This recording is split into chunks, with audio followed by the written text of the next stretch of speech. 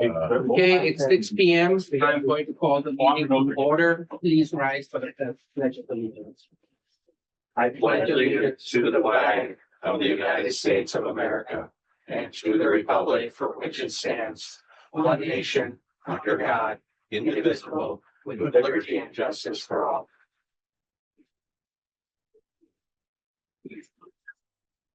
Kylie, roll call. Horn. Here. Lehman. Here. Underwood. Here. Gilman. Here. Kevin. Here. Full board. Next item is approval of the agenda. We have an addition to the agenda, which is under item 7A appointments. We are adding at 6:15 a presentation by our Drain Commissioner Andy Smits regarding the MS4 program.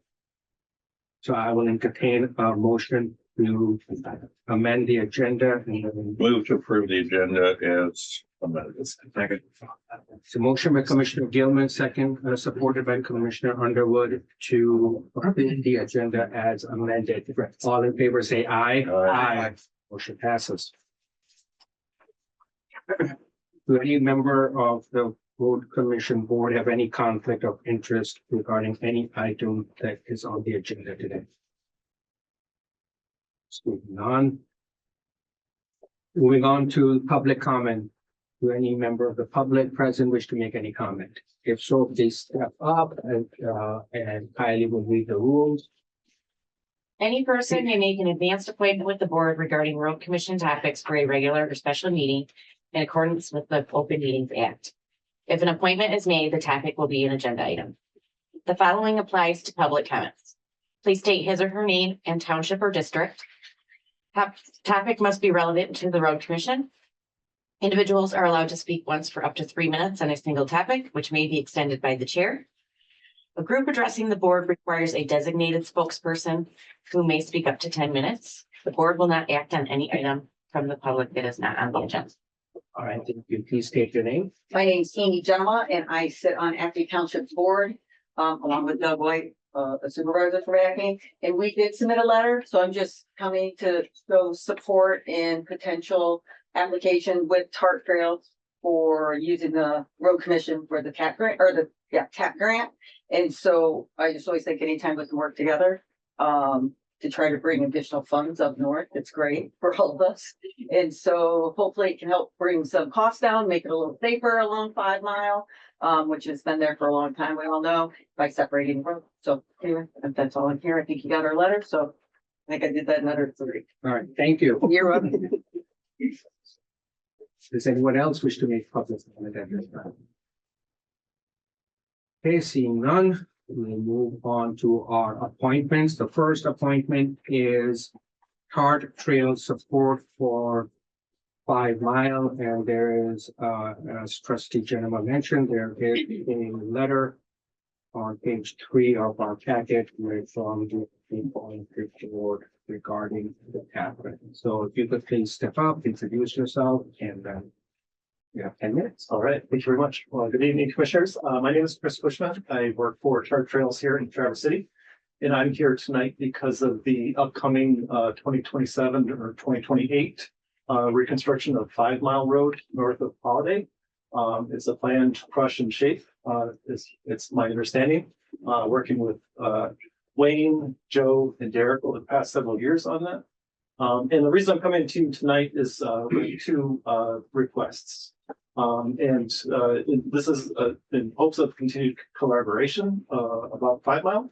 The first one is a TAP grant to formally approve the Grand Traverse Road Commission to be the applicant for a TAP grant for the separated path that we're proposing along 5 Mile Road. And then the second one is for inclusion of the project as part of the road reconstruction. And I'll get into some of the details in just a couple of minutes regarding that. But the reason that I'm coming to you tonight, it's very early on in the process. We're a couple of years out, knowing that coming to you at the last minute was never favorable, but with at least 2 years, we've got time to work out how these 2 projects blend together.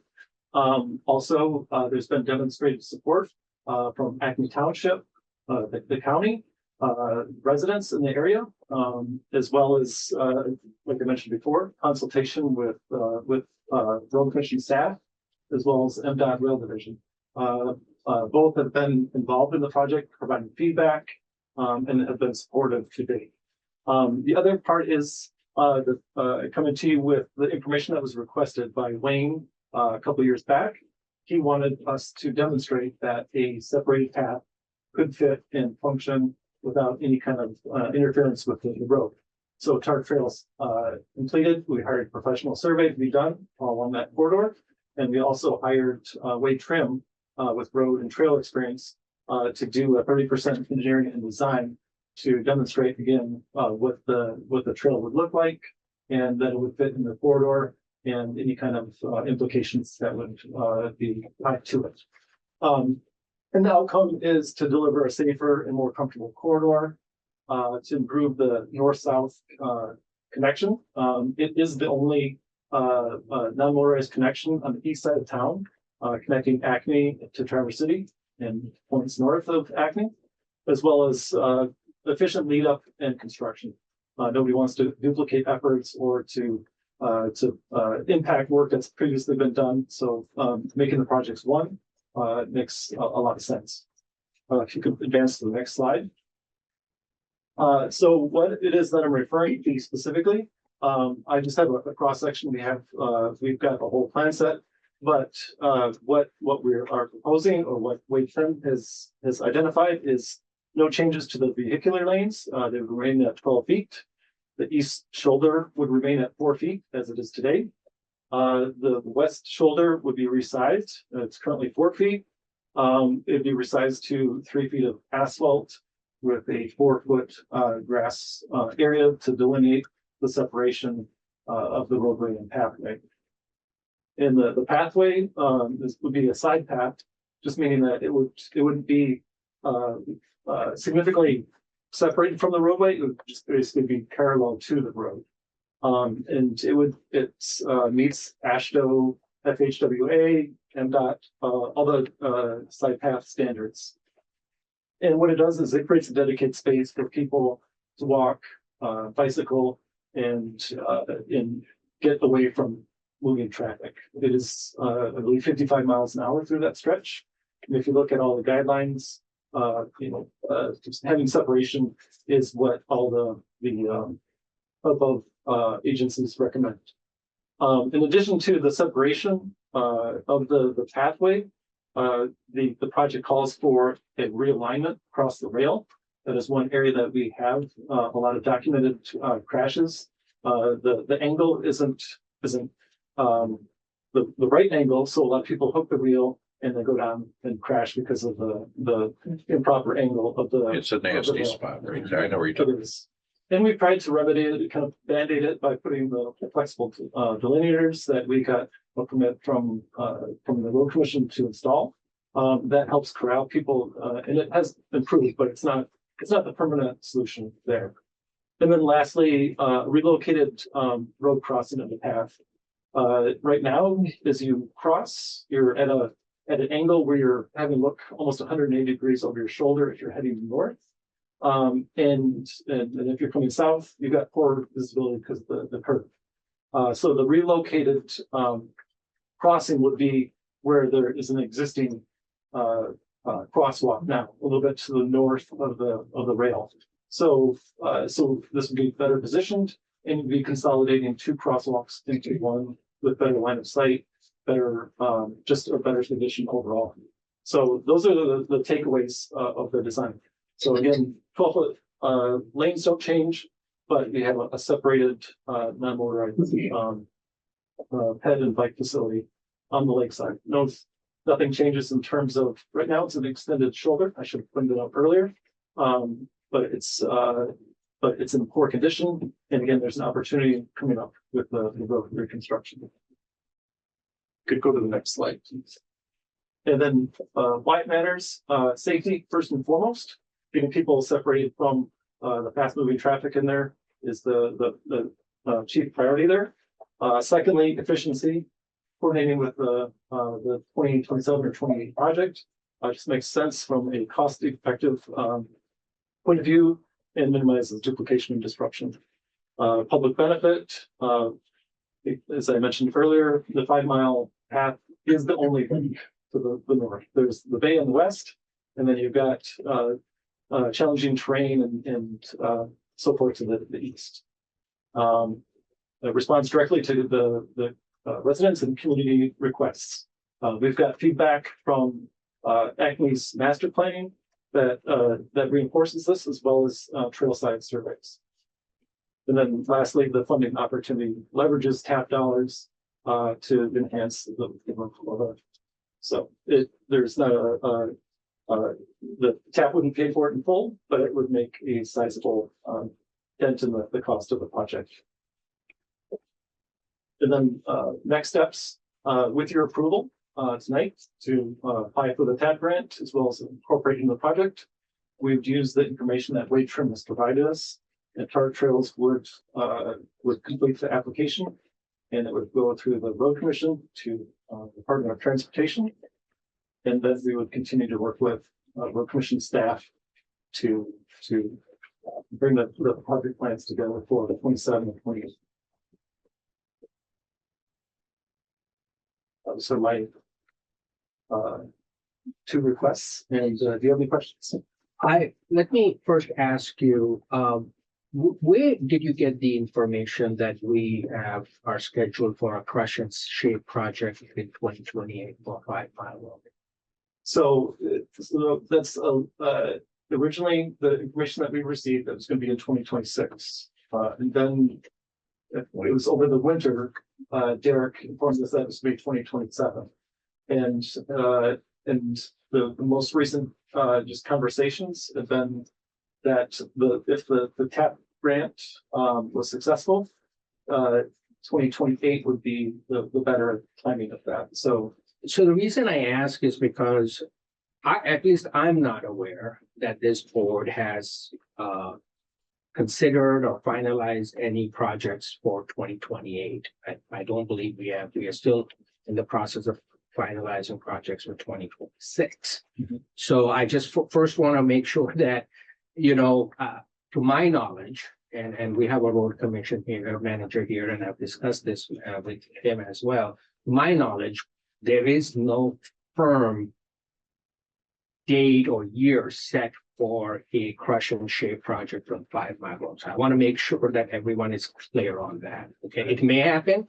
It may happen in 2028. It may happen earlier, or it may happen later, depending on our funding and other projects. But nevertheless, as you know, we recently entered into a similar arrangement on 3 mile coordinated projects for installation of a crosswalk. So in principle, I don't believe, at least I can speak from my own, for myself, I don't believe that that I have any objections to coordinating with Target Trail project for installation of pad in coordination with whenever we do our project on 5 mile road. And as long as it is it fits within the scope of the project, it doesn't increase our project costs, etc. The other thing question I have is you said that the TAP grant will partially fund the project. I just want to be clear. We are not going to be, we're not going to put any road dollars towards funding on vehicular path. So to the extent that there may be coming, that there may be a sentiment out there that the road commission, that you will come back to us in a certain time and ask for money to put towards that. At least I wouldn't be in favor of it, and that's how and that was also how we handled the 3 mile project. So hopefully you have other means of funding whatever the deficiency will be after the TAP. yes, yep. The ask tonight is not for funding, but to apply, and as well as again that synergy of making it one project versus having 2 projects. And I understand about the point. Yeah, I'm just dealing with I understand. information. Yeah, no, that's why I asked. That's why my first question was where you got the information. And finally, as the TAP grant, I believe there's precedence of this board submitting TAP grant applications, so I'm just going to leave it at that for my fellow commissioners, but those are the questions I had. And so I will start from, Are we the best TAP grant applicant, Chris, or are we the only people who can apply for this? You are the only one in this location. It has to be Act 51 agency. Yeah. And the road commission. has to be- and apparently we thought at one point that the MPO could be that entity, and we subsequently have discovered that that's not the case. Okay, So, so, and if we would apply for a TAP grant like this, because I think the area you're talking about needs a lot of help. I have been on it. I don't personally like it. Is there a way to take the grant money and reconstruct it and make the improvements to the non-motorized transportation there if we don't construct the road, or does it have to be done? Do you believe what if we just resurface the road? Is that going to be, is this not going to work with something like that? That's probably more of an engineering question. If I can't speak to the road as much as perhaps Joe.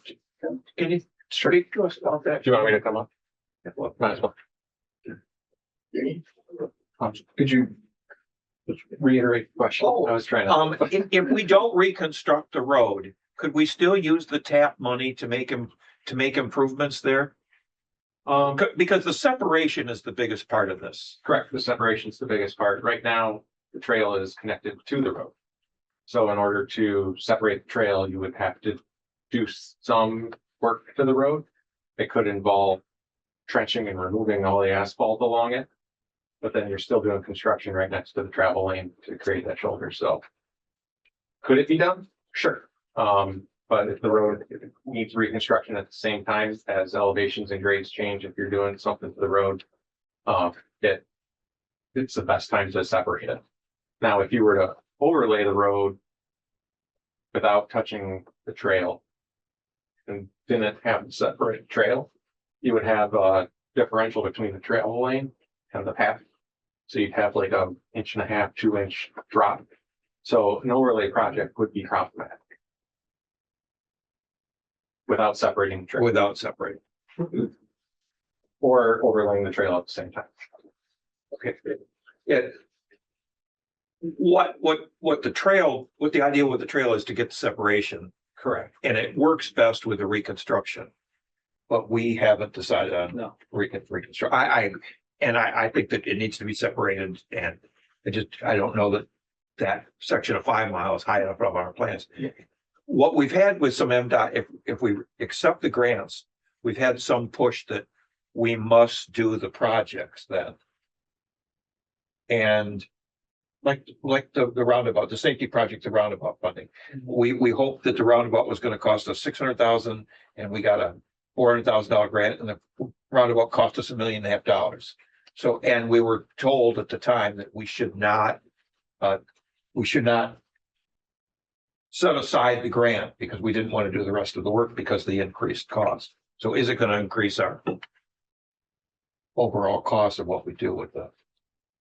Yeah, this is a nice pot of money, but does it blend with what we want to do? are you talking about the TAP grant or are you talking? Yeah, about the TAP grant. So the TAP grant, we are just the applicant, but can you just speak briefly on what the scope of the TAP grant is? If that is a few. Yeah, absolutely. The scope of the TAP grant would be just strictly the construction of the separated path. So it wouldn't there, if it were a combined road project and trail project, there'd be participating items within their contract that would specifically be required by TAP. In other words, is TAP grant limited to pedestrian or non-motorized? That's, yes, it's a transportation alternatives program. Okay. So it is for That's right. non-motorized. Right. So, yeah, it has to be specifically limited to the Right, I'm just asking, could we use the TAP grant to improve that trail if we didn't reconstruct the road? And I think the question, the answer to that is we could, but it could lead to some Yeah, I deviations. don't see why you couldn't necessarily, like, not, there's no reason why you couldn't do that. Now, there would just be some considerations made for the road that Right. wouldn't be covered by the TAP grant. So if you were doing both at the same time, you'd have to do that to the road. If you're taking the trail off the road, there'd be some non-participating items that would be included in the trail. And when you're doing both together, you just draw a line on the plans. This side is participating, this side not participating road project. And you separate out work items in the construction phase for what's paid by what funds. But in order to separate the path from the road, you have to do something to the travel road. Yeah, you would have to shut down the lane and probably set down the milling machine and mill up the path and Right. then do some restoration next to it. And Yeah. That's who not, knows? that's No, not, that's not expensive. No, Yeah, no, I'm not it's saying super that it's an, could we do this without reconstructing the road? Is what I'm asking. You're saying we could.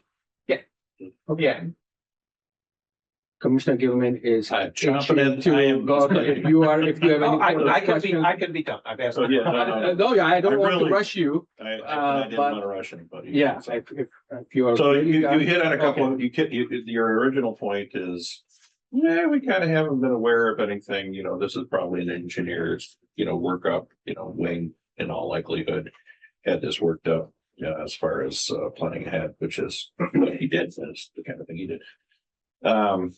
The other thing, which we've had a couple of brief discussions on, is using that intersection at 31 and 5 Mile Road as a negotiating tool with MDOT and the potential of closing that intersection, which would completely change the scope of what might happen to 5 Mile north of Holiday Road.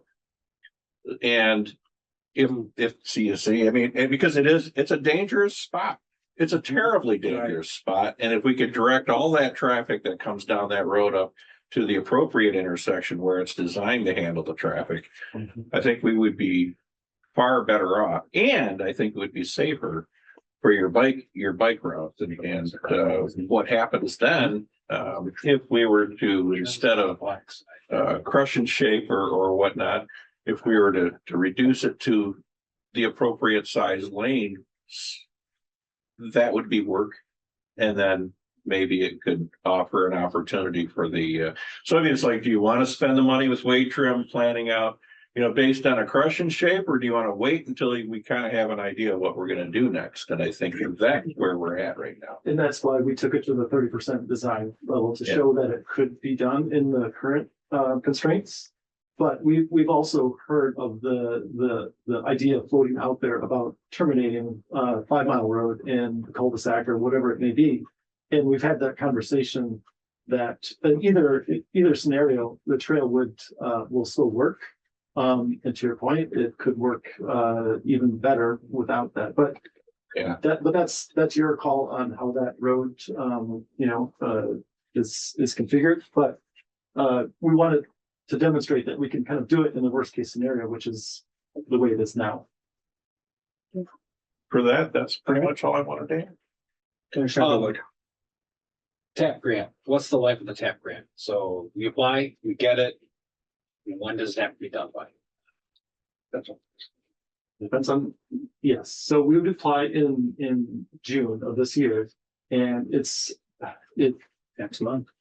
actually, but it takes a full year to understand if you're awarded, and then it gets that, and then it's the following year. So it's a minimum of 2027. And is there a maximum amount of time that you have to use the grant by? I I can't remember off the top of my head, I'm sorry. I don't know, Okay. they've been See, lenient.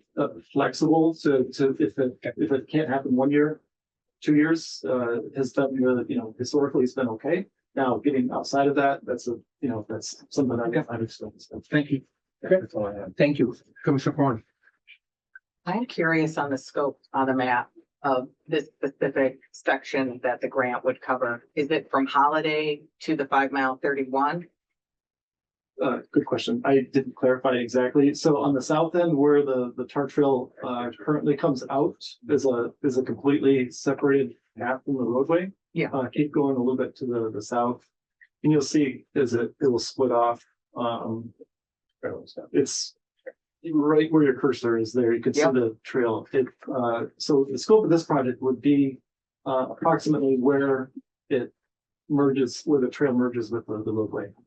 And then at the end where it empties out onto 31, where does the TART go from there? So the cart currently will continue to go in the rail corridor. It's that one parallel to the rail then. Okay, Yes. I've not done the TART on this part. I'm pretty sure one of the planets is on 5 Mile Road, isn't it? Yes, near Bunker Hill Road. Yes. Okay, is it Mercury? I think no, it's the other, Pluto. I mean, I think we're done at That- 5 Mile section. Pluto is there. Okay. So the TART trail is only parallel with the road in that one section, and then it takes off onto the railroad corridor, right? Yeah. to So the south we're, and yeah, north. so this grant is only about the part that would parallel with our road. Okay. I just wanted to make sure I understood, and the scope of the grant is for that section. It is. It's approximately 4,500 feet of distance between where the screen is located now and to the north. And when our previous engineer had spoke with you about this potential project, I agree with Hyder. I don't know that I knew about that 26, 27, or 28. How big was that project? Are we redoing 5 Mile from Holiday to 31, or we don't even know? Okay, That's. that's where I'm just trying That's to why, grasp it. yeah, no, that's Um, why I started off with that question. Okay. That's, Because I don't know what the scope of that project is, and I want to make sure that we don't have conflicting things. Because if you apply for a grant and you get it, you pretty much have to use it, or else it negates your possibility of future grants. I get that. So you want to be really careful beforehand. The trail design showed about 19 feet expanding. Next to it, it was 4 foot of grassy space, and then you had the trail, and then is there that much land on that? I mean, it's all there. You don't have to build a wall like you did on the Boardman Trail or anything like that. Not Okay. to our understanding at this point in the engineering. The benefit is that it goes from road right of way to MDOT right of way. It does. And in conversation with Rail Division has already, given us the nod of approval to that. It doesn't have to end right at the line. There's flexibility. Oh, okay. In fact. And you don't have to build a wall. Because I was thinking about the drop off there. And I know how much that wall added to the cost of the Yes. Boardman Lake Loop. Yeah. I remember sitting at the table for that conversation with the easements. Yeah. Which really changes. No, so Yeah. that was one of the first questions and concerns is, are we looking at a wall? Yeah. And also understanding, again, we are really constrained to this location, because if you go down, it's wet. And obviously Right. you've got the big embankment there. So staying up top is key to making it a viable project. And it sounds like the project is doable no matter what the future of 5 Mile Road holds. But if we get the grant, then you just spoke about, that was kind of my question, apparently you worded it much clearer. We're expected to use it, or we won't look favorably on again. So I think our agreement with TART should be, if we don't reconstruct 5 Mile and we do get the grant, that whatever MDOT doesn't fund, they would need to fund, and then that can get done. That should be in our agreement with them to apply for the grant. right, I think. You're talking about the trenching or whatever would need to be. Whatever needs to get done to rebuild the trail if we don't do the road. Let's get the trail, away from the road. Yeah, If we get the grant, use the grant, but we're not gonna put transportation money to that. We're gonna we would expect TART or Acme Township to fund the portion. The road funding won't fund trail. It's someone that you would provide dig up I know you're very good at it. But fund the stuff if we don't do the road, because if we get the grant, we would like to get it separated and built. Yeah, TAP typically, pays between 60 and 70% of our project.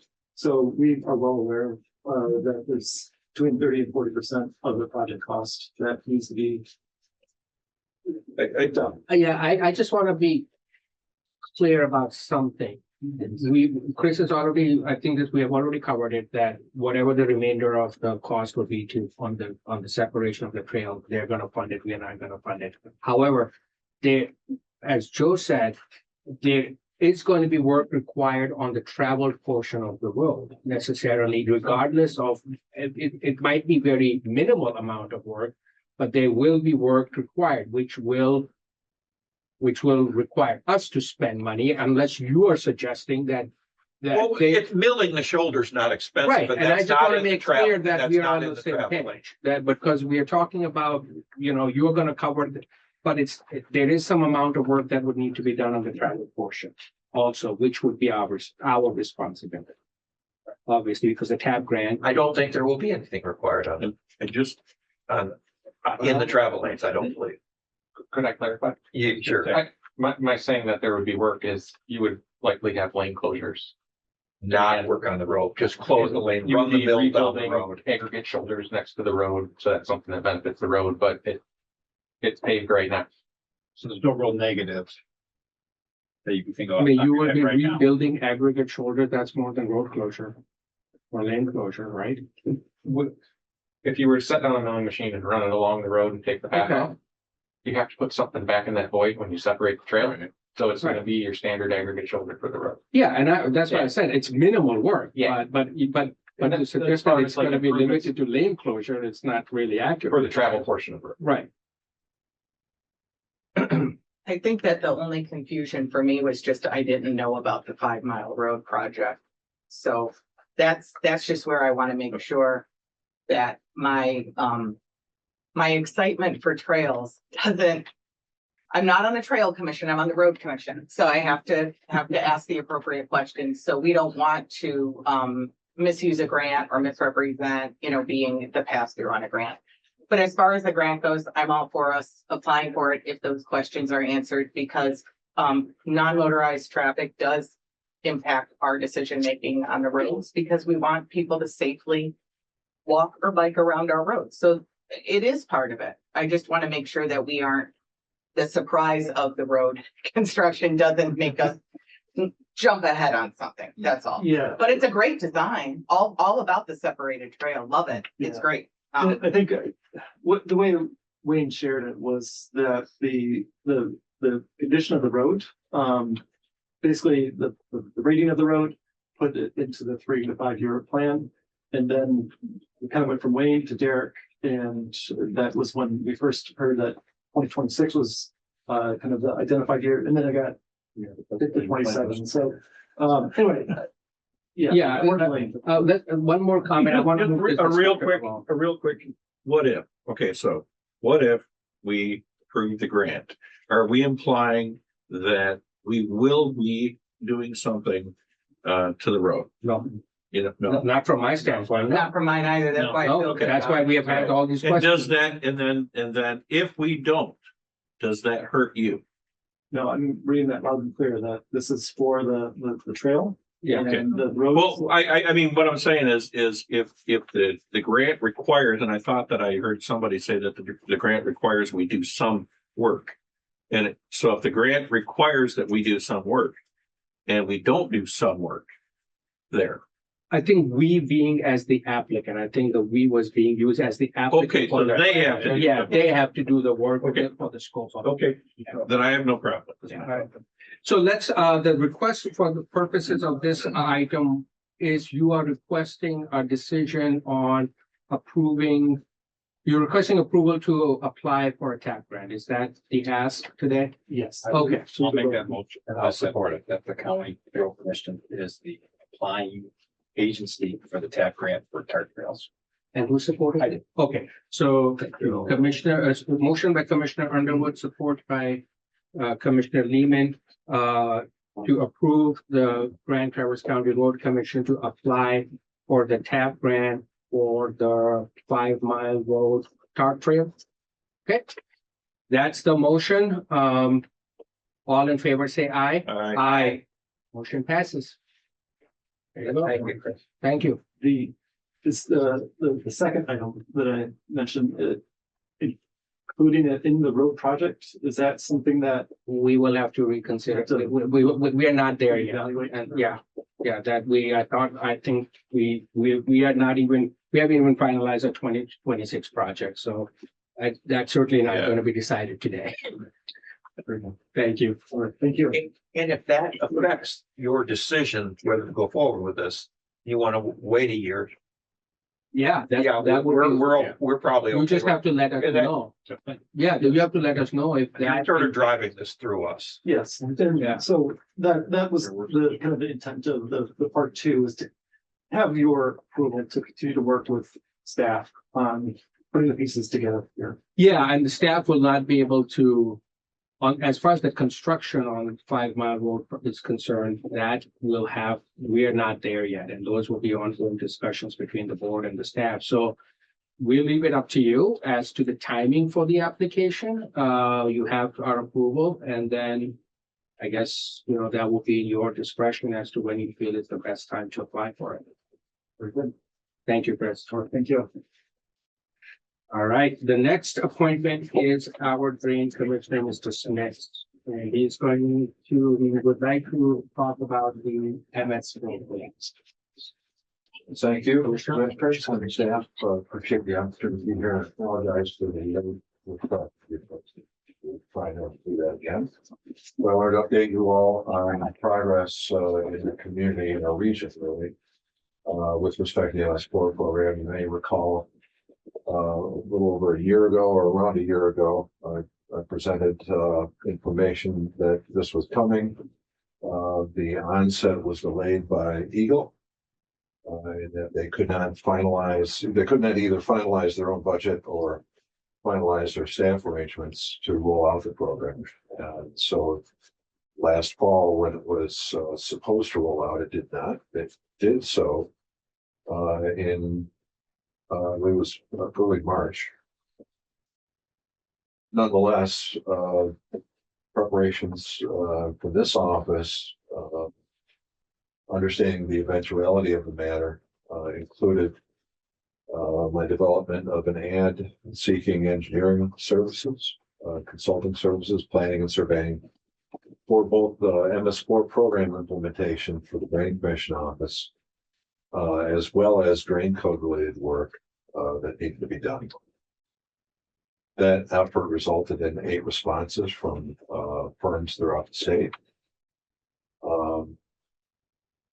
I had received express interest from both the city engineer and the county deputy administrator as my activities to secure services.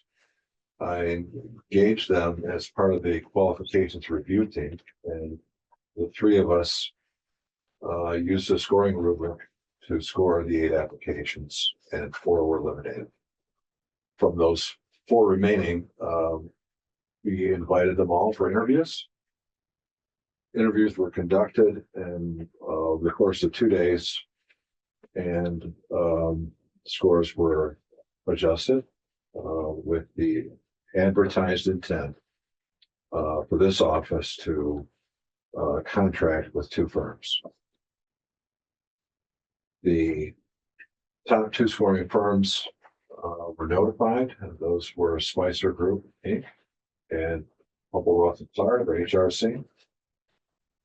And after they were notified, the city, Fairham City elected to engage directly. I understand they are planning to engage directly with Spicer Group. And I believe there is a strong intent to examine the possibility of the county not being an applicant per se for the county's facilities that reside within the city, in the city's urbanized area. Those arrangements are possible under the MS4 program, and the county could elect to nest, as they say, under the city's permit, in which case the city would control the county's activities within their system. There is no such possibility for the county drain commissioner, so I'm planning on going ahead and submitting the application by deadline. Then proceeding with compliance under that.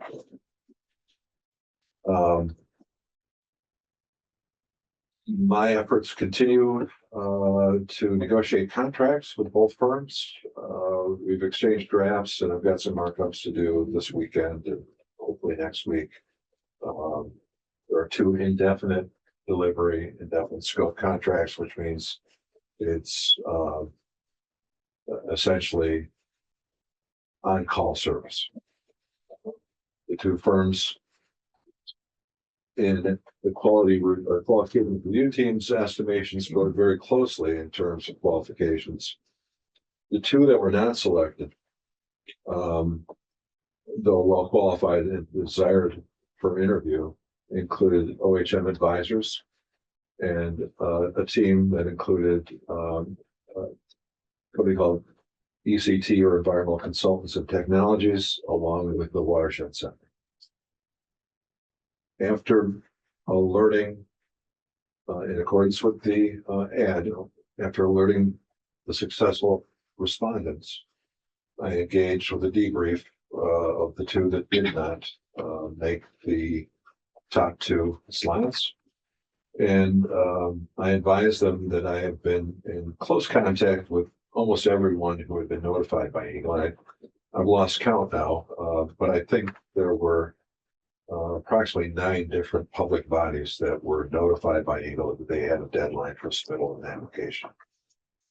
And again, in close communication with all 9, I had not heard of anyone else undertaking this effort to secure services. And though I had been closely advised by many of their desire to nest, if you've looked at the urbanized area map, and I'm sure you have, you see it's very city-centric. And we've got some very bizarre census tracts that are along the margins of our populated area that will probably have some outfalls that are MS4, municipal separate storm sewers. And I've even got one area in Long Lake Township that will actually have to have a permit.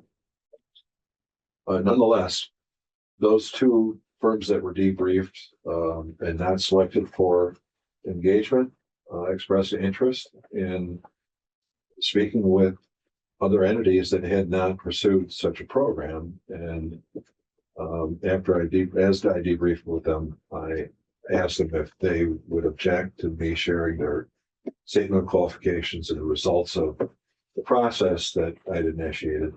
They were favorable to that. I had meetings. We had actually a Microsoft Teams meeting on Tuesday with myself, Dan, and Brendan, the Leelanau County Road Commission. Brendan is experienced in this regard. He had previously, in a roll down state, actually populated the application for his municipality where he worked before. He's got a small sliver in the urbanized area map to be concerned with. And surprisingly, he had not been in contact with the Leelanau County Drain Commissioner, who was also an invitee. I actually contacted the Leelanau County Drain Commissioner yesterday. He states that he believes he will be exempted. I wish him well. And so maybe that might be one of the reasons they did not communicate closely within their county boundaries. Perhaps. Nonetheless, I know that the contact that I made with OHM was very interested in speaking with you. I suggested that they might attend today. They did not have anyone on the interview team that was available for me. And I encouraged them to come. They are qualified. They have experience. They have local staff. And I understand you've engaged with them before. Maybe you've already got an existing or viable service agreement vehicle. But I wanted to give you a quick update because I think There's still some dust to settle here with respect to various invitees. Every public body typically, depending on the exposure they have in terms of their annual appropriation to make not only this deadline, but in the future, they may or may not have board or oversight, coordination, and administration to go through. So there is no uniform path or process on a calendar that one can predict how these different arrangements will fall. What's the deadline for the, you mentioned deadline for application submittal. When August does, 29th. so, Yeah. okay. You know, it was a very interesting process in the delay in the state's rollout of the invitations. And then their supplemental outreach to the invitees to engage in training on how to access the software and what the details of what their expectations were in application. And you're saying, well, you're not saying. My other question is, I'm assuming that the road commission cannot, to use your term, nest with the drain commissioner's permit. They could. I don't know how that could possibly work when the county board funds this office in a part-time function. I'm going to be struggling.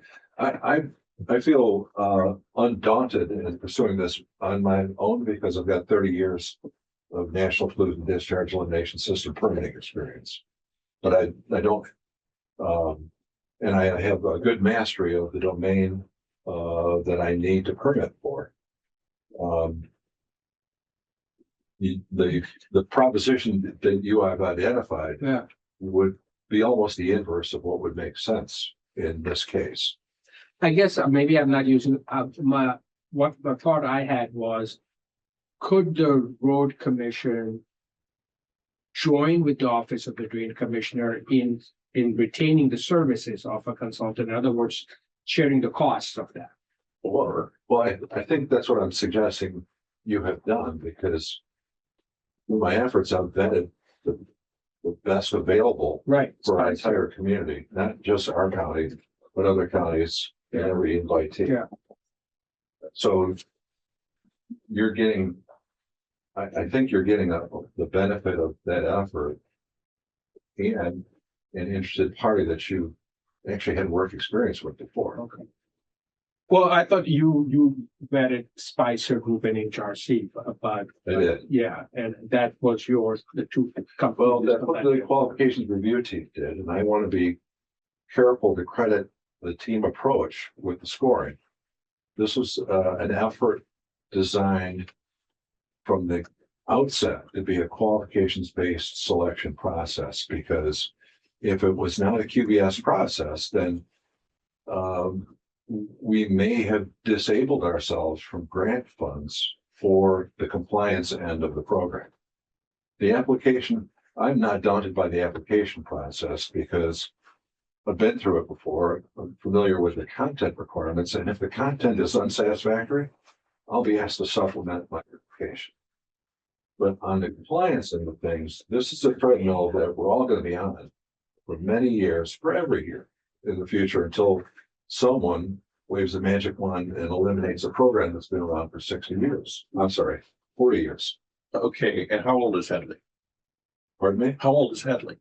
It's more than 40 years. There's case law with respect to Headley. Okay, I mean, my point is, this is the point where I think all of the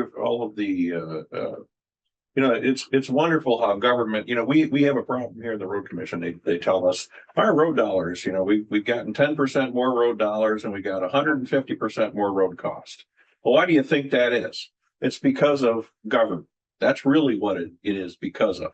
And every time we turn around, because what, we became a metropolitan area or something? Is that why we're involved in this now? Yes, it's basically Okay. growth. So a marginal increase in population, all of a sudden, your office, the county's offices, the city's offices, everybody has a requirement where they have to hire a six-figure engineer, to deal with counting water that runs off. I mean, or to basically, to measure discharge, right? I mean, isn't that kind of, No, it's much broader than that. but Yeah. the thing is, it's, how did we ever exist without all of that? Yeah. It's incredible how we've survived so long without I can the, tell you from having grown up in metropolitan Detroit and vacation on Lake Erie when I was a kid. How we managed that was you could walk across Lake Erie in the sixties. And you can't anymore. So it's a world-class fishery for walleye. yeah. That- I guess my point is, you know, for me, I think the county needs to do it, and I think the city needs to do it, and I think we all need to do it as a united front. Is tell Eagle to pound sand and say, unless they're ready to pay us to provide these positions for these engineers and these, I mean, these guys, this is an industry. They're already making a ton off of us from other rules that we have to deal with. And frankly, I'm sick of it. And maybe this is just me, you know, being who I am in this regard, but I think we need to send them a letter and request relief under Headley. Because if they are making us do something we weren't doing in prior years, it is a new burden that we have to have that's coming upon us from a decision in government. I certainly understand. And in many facets of private and public life, I believe we are overrated. But I'm just here to answer that by saying. Yeah, I'm not trying to get out. No, by saying this, and I alluded to it earlier, I didn't mean to interrupt. But I'm not sure if it was a part of the public presentation or if it was a sidebar that I had with the program administrator from Eagle during our training session. The Headley rollback argument has been tested, I believe, up to the Court of Appeals, and road commissions have lost. Yeah, here's the thing. I mean, regardless of how we may feel about unfunded mandates, the more immediate concern for us is that we have a deadline on August 29th. And it seems like that we have to have the services of a professional consultant to help us prepare and submit that application. So you have spoken with OHM. Obviously, we have existing service contracts with OHM on different projects. So what I am hearing is from you is a recommendation that we should engage with OHM to help us and assist us in preparing and submitting that application by the deadline. Yes, Okay. and I would only elaborate slightly.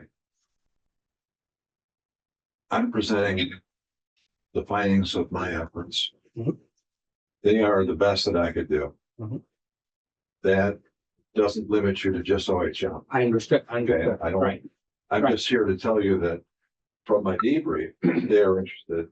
And I want to make sure that you're aware, because anyone who is going to endeavor to make that August 29th deadline is going to have a busy summer. Right. And I speak for myself, and I hope that my fellow commissioners share in that. I mean, I have complete trust in your qualifications and experience in this area. So if you feel that after speaking with OHM that they are qualified and to help us with that, then why spend more time and spin our wheels trying to continue that vetting process, right? We'd rather just engage with them, because as you said, if this is statewide mandate, there are going to be a lot of people busy in the summer to make that. Well, it's not statewide, and again, if it didn't resonate from my prior presentations, it's for our region only. And again, part of the problem with this delay, I guess I would kindly call it from the state, is that they only staff up every 10 years. This is like the June bug hatch for them.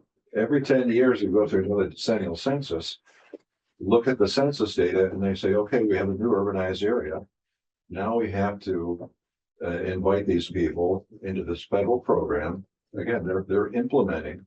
They have a state implementation plan approved by EPA. This is an EPA program. Right. So Mr. Chairman, OHM is one of our preferred engineer groups, right? correct? Did I Yeah, remember? Is there- I like to talk on this one. Okay, but if we went with, let's scenario this out, we go ahead, we do this contract. How do we then include your office in our contract? So sounds like we want to work together as one unit Well, within this three. How is that gonna yeah. work? How would that work? Let's, that's a great question. Let me elaborate. So we've got this sprint now to August 29th. After August 29th, the sprint's over and it's a marathon. Okay. It's a marathon that never ends. It's not 26 miles, it's 26 years. And basically there's compliance activities and reporting and permit renewals every 5 years. So this is a marriage, it's a different way of doing business, and there's no opting out. There's no history of anyone opting out.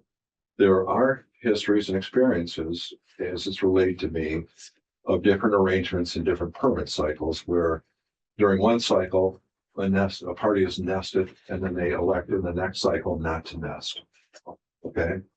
What I'm telling people now is that if you want to herd cats that all have different administrative cycles for their boards and their management systems to make decisions about nesting, that requires more than 100 days. I mean, getting calendars to line up for decision making on something like this takes a while. We did not get that opportunity here.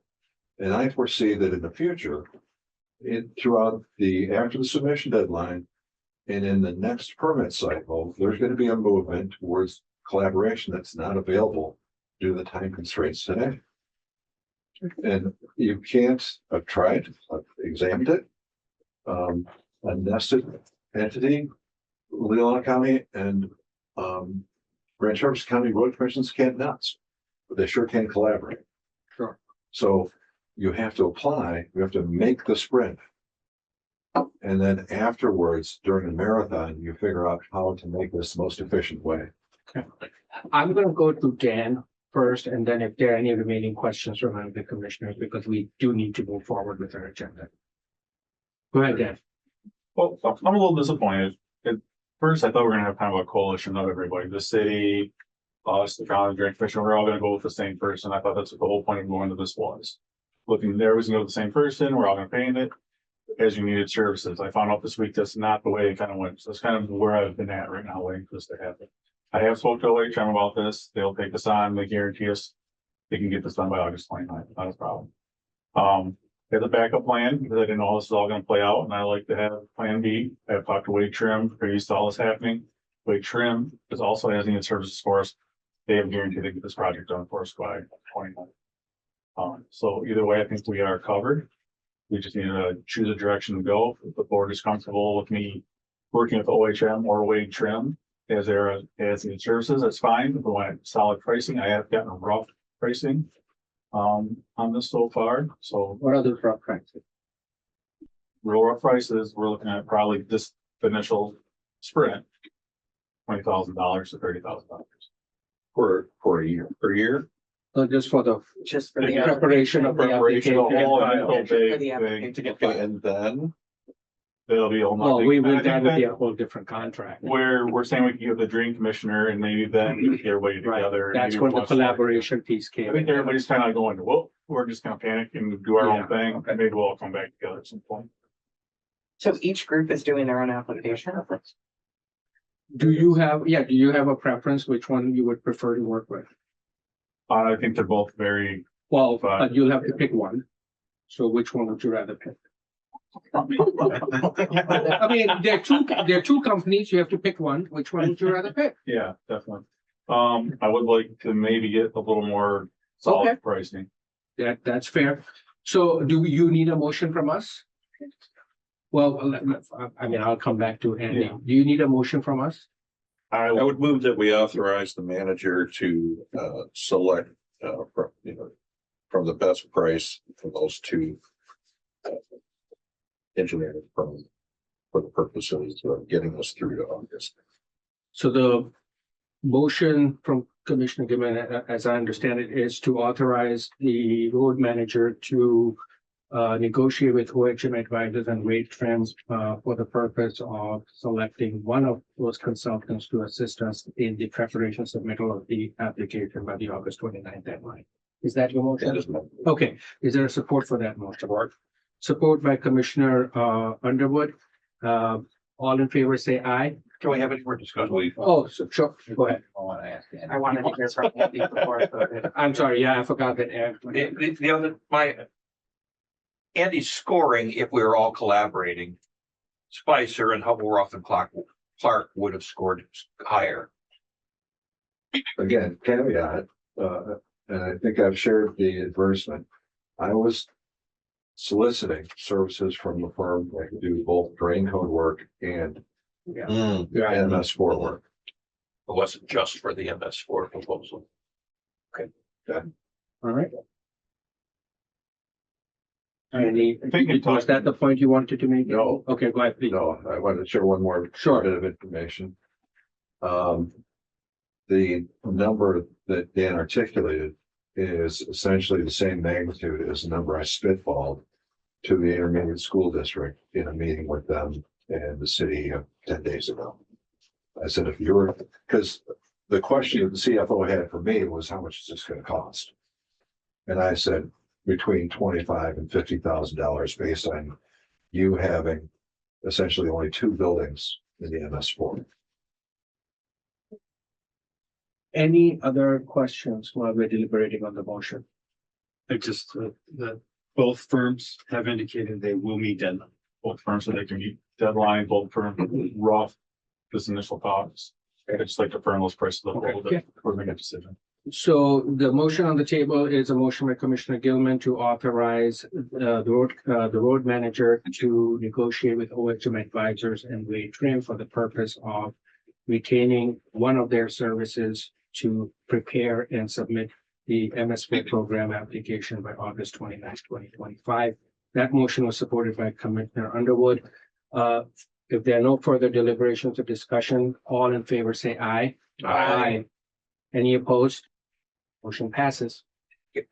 I have a question about that. Did we need to, if we're gonna spend the money, he's gonna select something, they're gonna start work. Yeah. Do you have to have individual call outs on the motion? But in we order don't to have the authorize- amount. Well, up to $30,000. Okay, do you want to make that motion? Make an amending motion, to amend the last, I'll make that motion. Agree, not the 30. Okay, the previous, well, it will be a new motion. So we will just make a new motion to authorize the road manager to spend up to $30,000 for the purposes of retaining a consultant For the for primary.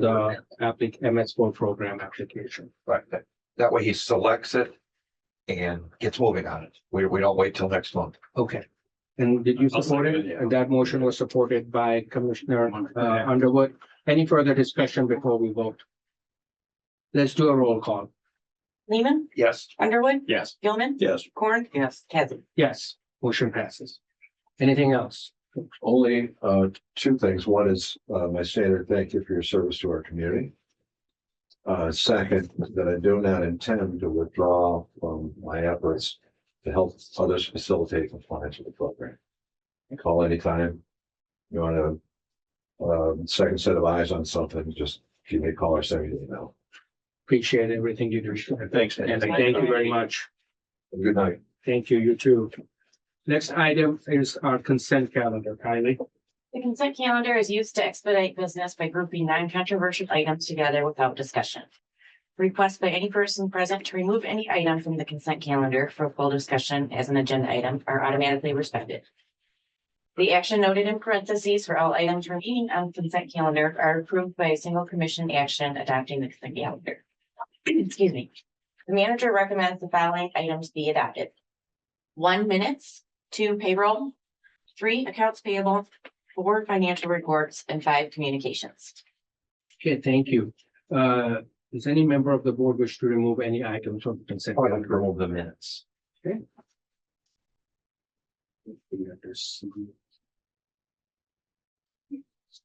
Anyone else? Does any member of the public wish to remove any item from the consent calendar? Okay, I will then entertain a motion. I'll make a motion to approve the consent calendar with the exception of the minutes. Okay, to support. Support that. A motion by Commissioner Corn, support by Commissioner Gilman to approve the consent calendar with the removal of item 1 minutes. Roll call? Underwood, Yes. Gilman, Yes. Horn. Yeah. Neiman, Yes. Kevin. Yes. Okay, motion passes. Item C, that is are the minutes, which is the items that we removed from the consent calendar. Commissioner Lehman. Okay, we had a discussion on the 3 Mile Road crossing about if we approve this crossing, are we automatically saying we will approve the other ones? That we're setting a precedent for this. And I would just ask that the statement be added to the minutes saying that I asked you about it and you felt that because we authorize this one does not mean we'll authorize every crossing. We specifically say that we will not authorize every crossing necessarily that TARP brings to us. Okay, so that would be on the minutes at item H, I believe. H, and yes. And where would you like to, just in the body of the? In the body of the, yeah, the recommendations were discussed, and then we add something about the because we are going to grant this to TARP, it Does not guarantee. does not guarantee we will grant them in the future. So the approval for so basically what you would like added is that the approval of the crossing does not set any sort of a precedent for any further approvals. Yes. Okay. Thank you. I've not asked for this before, and I'm not exactly sure what the procedure is. All right, Now you want me to make a motion to approve Yes. the minutes with the said changes? yes. I'm making that. Motion by Commissioner Lehman and support by Commissioner Gilman to approve the minutes with the change. Any further discussion? Hearing none, all in favor say aye. Aye. Passes. Next item D, is, any items from the staff report, which begins on page 56. And,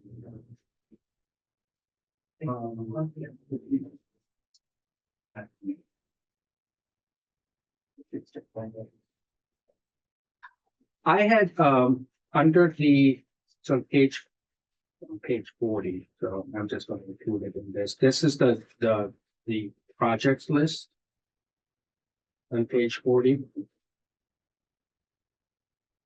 Okay, for the Clark Road project, $1,038,992, is that the final? Is that the bid price? Nope, Clark Road is out to bid currently. We will have that coming to the June 12th special meeting for approval. We'll have it open for that. Okay, So that was just a placeholder. okay, And I'll address that in my update. okay.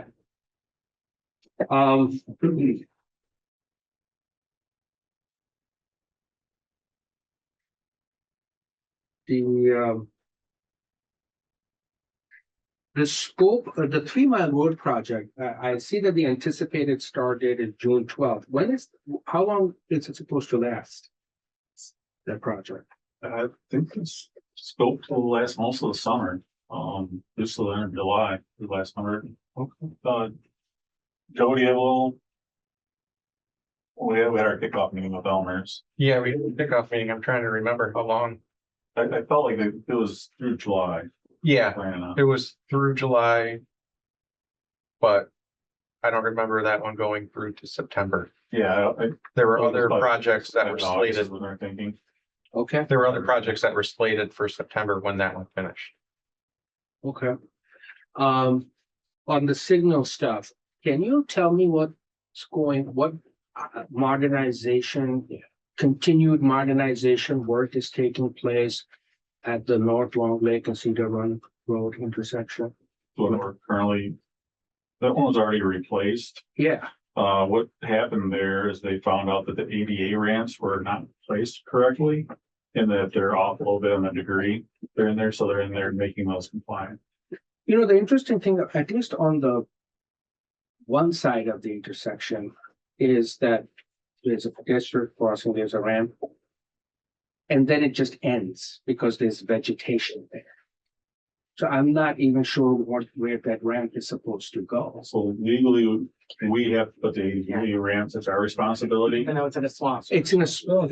It's a going literal anywhere. swamp and the creek runs through there. So we too. have this very nice little thing. The ramp and then- goes and right then to it the goes creek. into, yeah, and then it goes into the, Like literal. into a wild, like complete vegetation.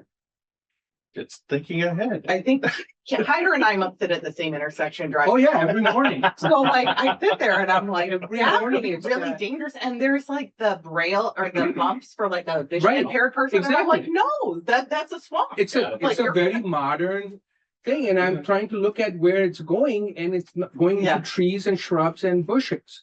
And the creek. You know, back in, Yeah. in the late 2000s, I don't know if you recall, Ross Richardson, who's at the county commission.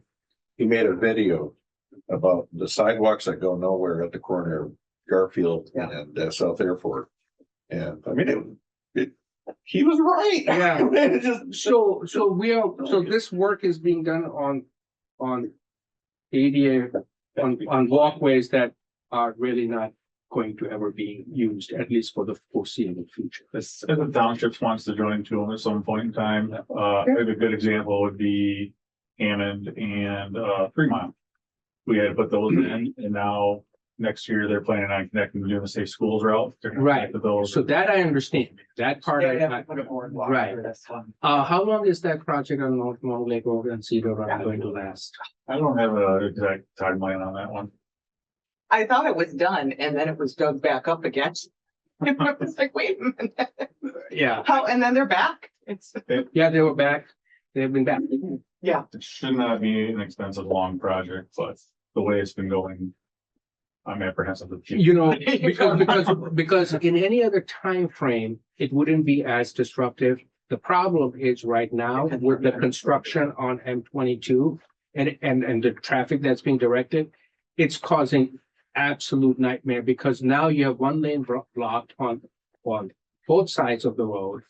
And traffic is now backed up and for one person who wants to go straight while there is a right turn there. So that's the whole reason that we tried to do no work in Right. that area this year. Yeah. And that's why it was kind of Unfortunate. interesting. All right, those are all the questions I had regarding. I'm fine. I asked my question already. Okay, we'll move on to. Item E, commissioner updates, commissioners to give an update on any meeting they have had within the last month. I will start with Commissioner Coleman. we had a communications meeting, but that'll be discussed further. Sounds good. Commissioner Underwood, I think I'm fine. okay, Commissioner Gilman, a couple things. Acme Township. They approved a new development on Mohawk Road. What they approved actually was, a variance so that they could allow, 96 residential units in a space that would have been used by right for 48. It was interesting. Most of the people in the crowd there didn't want it. It was actually kind of funny. The developers were almost daring them to turn them down. It was the strangest thing. Usually the guys will hold their hat in hand and they'll be really nice, but they were, I don't know, it was kind of strange. But hey, it passed 4-3. It was approved 4-3, so we should probably see there should be some expected increase in traffic, wear and tear and all that. And the concern I have though is the wear and tear due to the construction activity, because that is going to be a bit of a construction job there. And frankly, if we're still responsible for the road, I think we need to, when we're talking, if we can, I don't know if we can legally tie the driveway permits to required road repair when they're done, hopefully. I don't know how we can do that. But Was this the project we had the drain abandonment on? it ultimately, I think that's where it started. We want all to. right. I remember the drain abandonment thing and the Yeah. discussion of the volume. So in any event, that was just my concern is that, we're gonna have a road that's gonna be tore up when they're done. And don't we, as part, we do, as part of the permit, don't we have, or didn't we at least discuss this issue at a previous meeting that that should we consider adding language in our permits that requires people that, you know, if they're gonna use our heavy trucks and heavy roads, that if they're gonna cause damage to our roads, that they should have some remediation. Well, and it's interesting because I mean, we had requirements for our entries into like Costco and whatnot. They had to have a certain land. There are things that we can do and we have the power to do, so. I think there's key like numbers that they have to hit before we can make those Okay. requirements. A good example would be Town Line Road where the golf course was, where they put in all those units. But they put another 100 units in, it triggers that they have to put a light I in, got you. but they're gonna stay 100 units below because they want to pay for a light. Fair enough. I see. You know, Okay. that kind of stuff. Down in Monroe, they have, after contractors that damage roads. Yeah. Hauling, fill to a house and they could see the Yeah. turning movements and it tears up the road and they require them. It really shouldn't be any different than if somebody knocks over the traffic signal. Well, that's The my- damage within Yeah, the right way. yeah. But do we bond our commercial permits? So we do bond our roads. We do that a lot with loggers when they go in, especially on gravel roads, we bond the roads. Okay. Interesting. It's pretty hard to measure this. It's like a wear and tear type of Sure, thing. sure. So ahead of time, if you're talking about putting in maybe costs or something involving Yeah. that, it would be really hard to have a way to manage that or measure that. Yeah. Unless it's obvious. Well, and Mount Hope, Open. and Mount Hope Right, like is, there's it's a damage pretty we nice see road. I afterwards mean, and they are given that it's responsible. what, 30 years old now? I mean, 30, 40 years old. I mean, the thing is, it's in incredible shape. And that kind of explains our whole issue with our road system currently in Grand Traverse County. Our roads that used to be 500 cars a day that could handle a triple seal.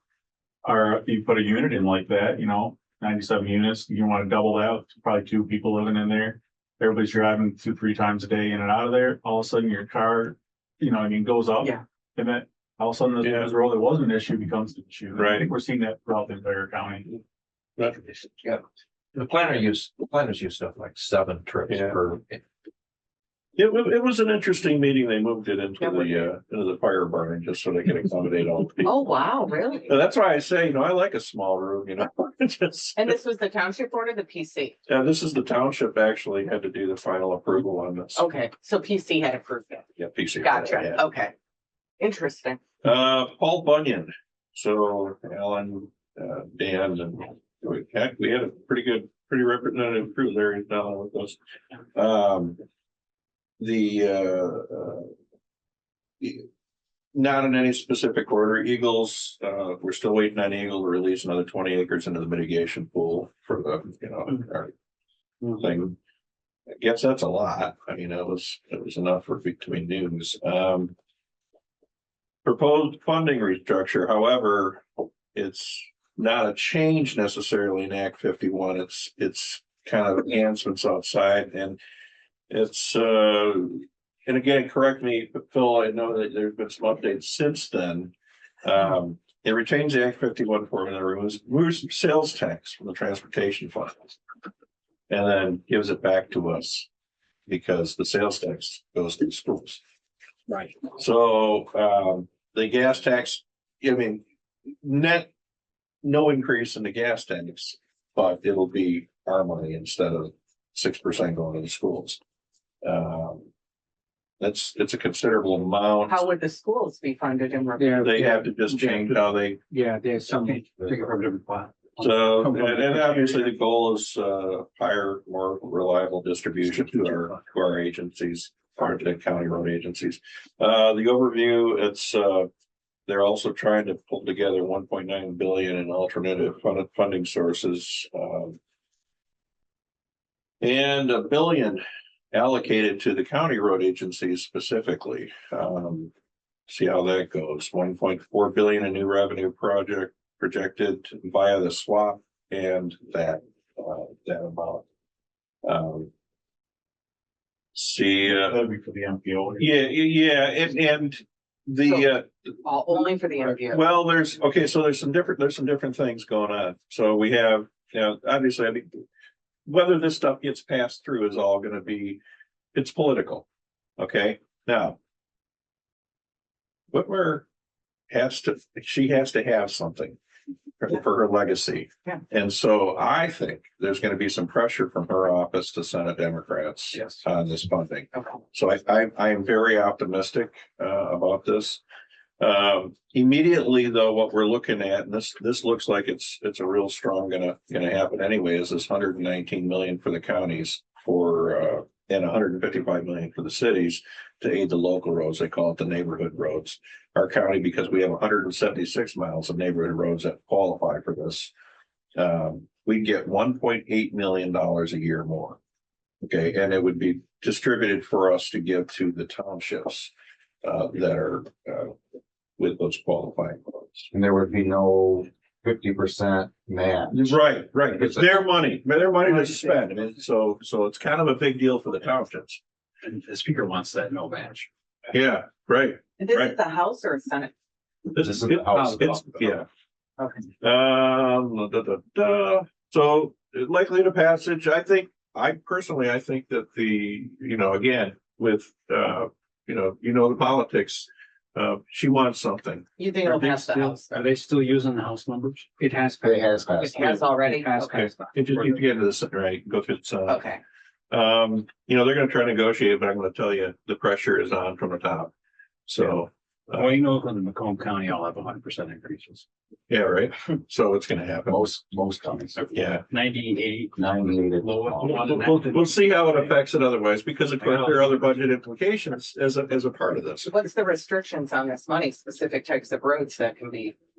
I honestly, Local roads in an urbanized Yeah. area. Yeah. And then every county gets $100,000 regardless. yeah, so yeah, the way that it goes is, every county, if you have no urbanized, you get $100,000. Gotcha. Right. Okay. And so There's a bone for there's a bone for everybody in this, for sure.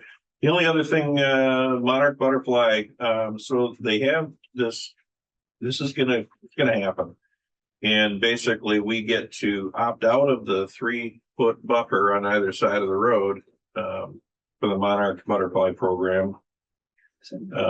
But if we do that, then every single time we would do work in the road right away, we have to apply to the United Fish and Wildlife Service Oh my God. for, that's if this passes. It's crazy. So we will probably, give them the 3 feet and be good stewards of our monarch butterfly population, which I endorse. I think they're troopers. They fly from the Upper Peninsula in Canada all the way down to Mexico every year. We're talking All right. insects. Any other items? I'm sure this. That's it. Might be. I don't have much to add, but there is most of this money we would get is for urbanized local roads. Right. No, not most, just a little piece of the increase. That's not how they explained it though. Yeah, the local road, funding is for urbanized counties, but they also have the big chunk of it's gonna run through the MTF formula.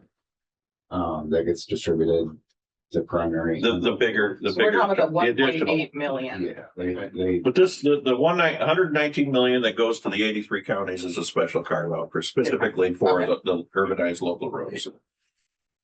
And if this did pass, what budget year are we talking about that the money would? End of the year. So it would be for You next put it in year. October. Yeah. Effective. Okay. October one. They have to- So we have to have kind of an extra talk during budgets on it if we, okay. Okay. It'd be a nice talk. so if it passes July 1st, well, that'll. Yeah, Perfect technically, timing you could for have budget July. season and It's not gonna project happen. planning and everything else, because we can really ramp up. I don't think it's gonna happen by the standard July date. It's gonna happen in September. then Yeah, it's September. gonna happen. It's Yeah. right at the end. All right, This is the carrot's gonna be dragged a ways. lastly, I attended an MDOT meeting regarding, the road safety audit that's going, I think it's already done, or it's still in the process of being, done at the intersection in that area of Cedar Run and Gray Road. Basically, the purpose of that meeting was to go over the process and what they will be doing in terms of the road safety audit. We will have preliminary findings from that audit on May 27th, I believe. And then 2 to 3 weeks after that, they will prepare a final report, and that report will have a series of recommendations ranging from things that we could do right away to the big projects like a traffic light or roundabout or whatever it is that they suggest. So that is going to happen. They are looking at the zone is, I believe, they're looking at Harris Road, that intersection. They're looking at Cedar Run Road. They're looking further up on Cedar Run. I think they're looking at Barney and Cedar Run. So from even the team that was there to make the presentation, they obviously they have been driving around and they acknowledge that there are some significant backups on Gray Road.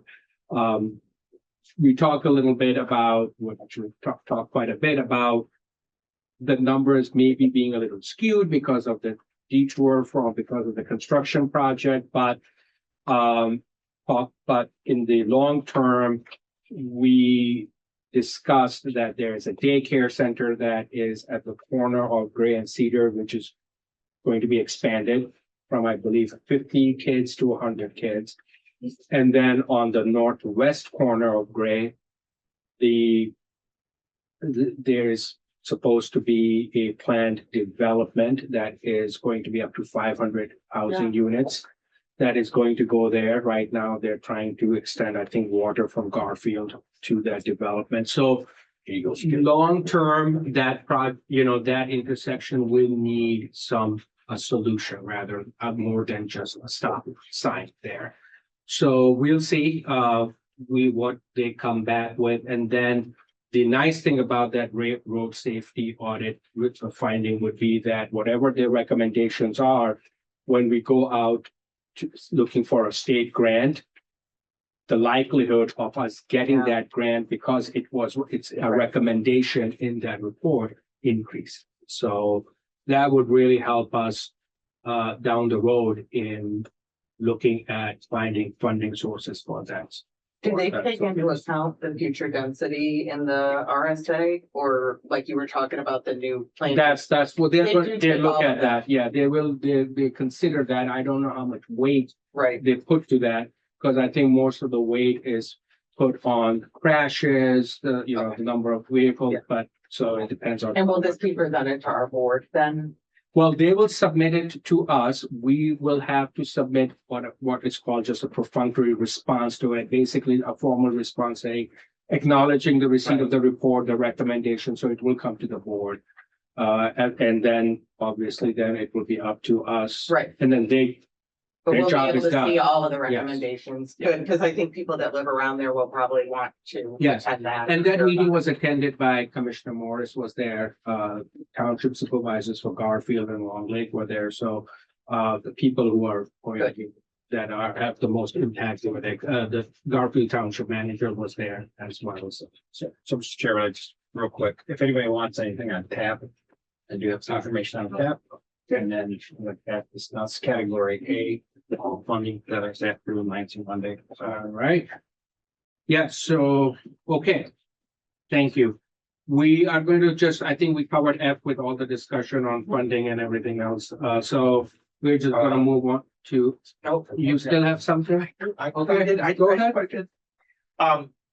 I have had some conversations with the Peninsula Township Supervisor. I think Peninsula Township has really got a dynamo leading the township. I like her. Laura is awesome. And she is asking about Bluff Road. And I would like to ask the board.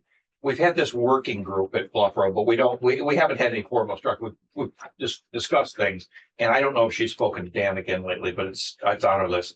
I would like to the board's permission to get the working group back together again, maybe tighten it up a little bit. And we haven't any structure. I would like to chair it, or No, go for it, Alan. wants to chair it. We need to.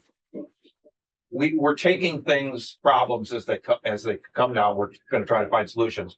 We found a solution to the road. Why did it stop? Why did that working group stop? Well, meeting? because there was no it was really we brainstormed other funding sources. Number one, there was some resistance within our own engineering department to do Right. anything Yeah. but Yeah. a super fix. Well, not just engineering, it was led from the top, but yeah. Okay, but I'm just thinking positively. Yeah. This is gonna come up on the Peninsula Township. Good point. Has mentioned that they do contribute, their residents contribute a lot by the millage.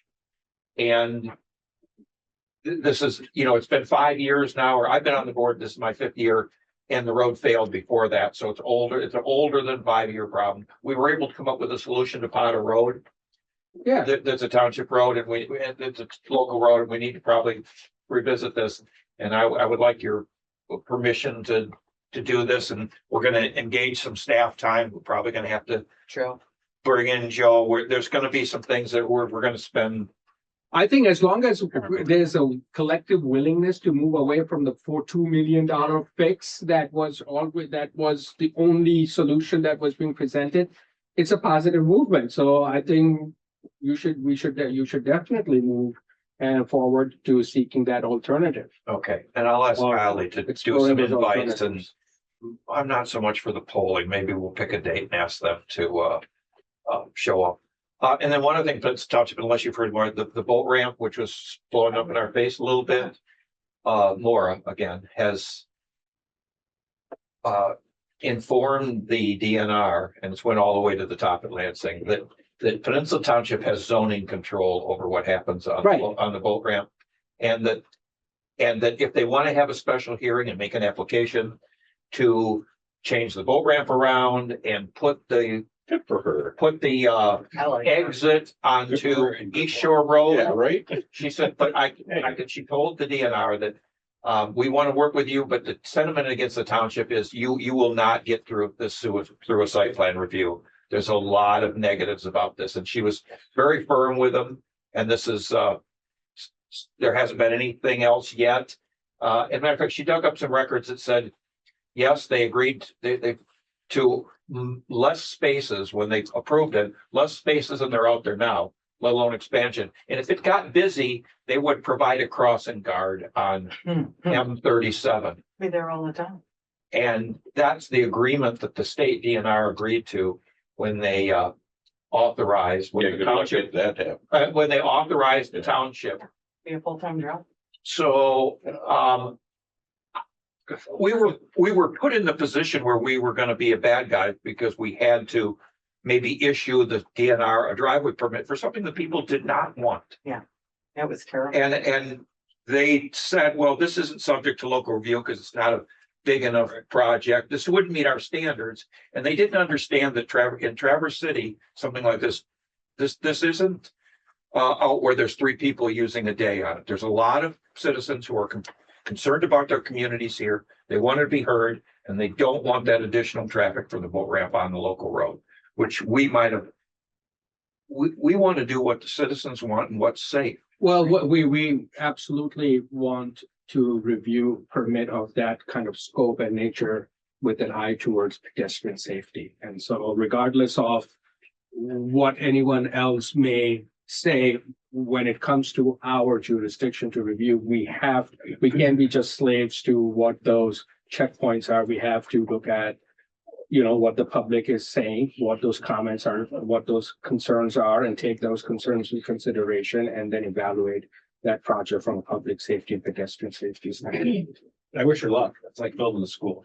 There really isn't anything she can do if they want to do it. They can literally show with a bulldozer printed it. But to date, they've not applied for a driveway permit, right? No, So we still have They not don't have received an to. application. Let's be honest, they don't have to apply Probably. for one. well, If okay. they don't want to. So Is there That's a whole anything- nother- No, but those were the 2 things I wanted to ask on Bluff Road, and I was kind of giving an Absolutely. update on No, it. I appreciate I that. love And on that. Bluff Road, absolutely. I think that's a very positive thing. I think you've got the consensus Yeah. of the board. And it's- I don't think we need a formal. We're good. All right, moving on to Grand Bay promotions discussion.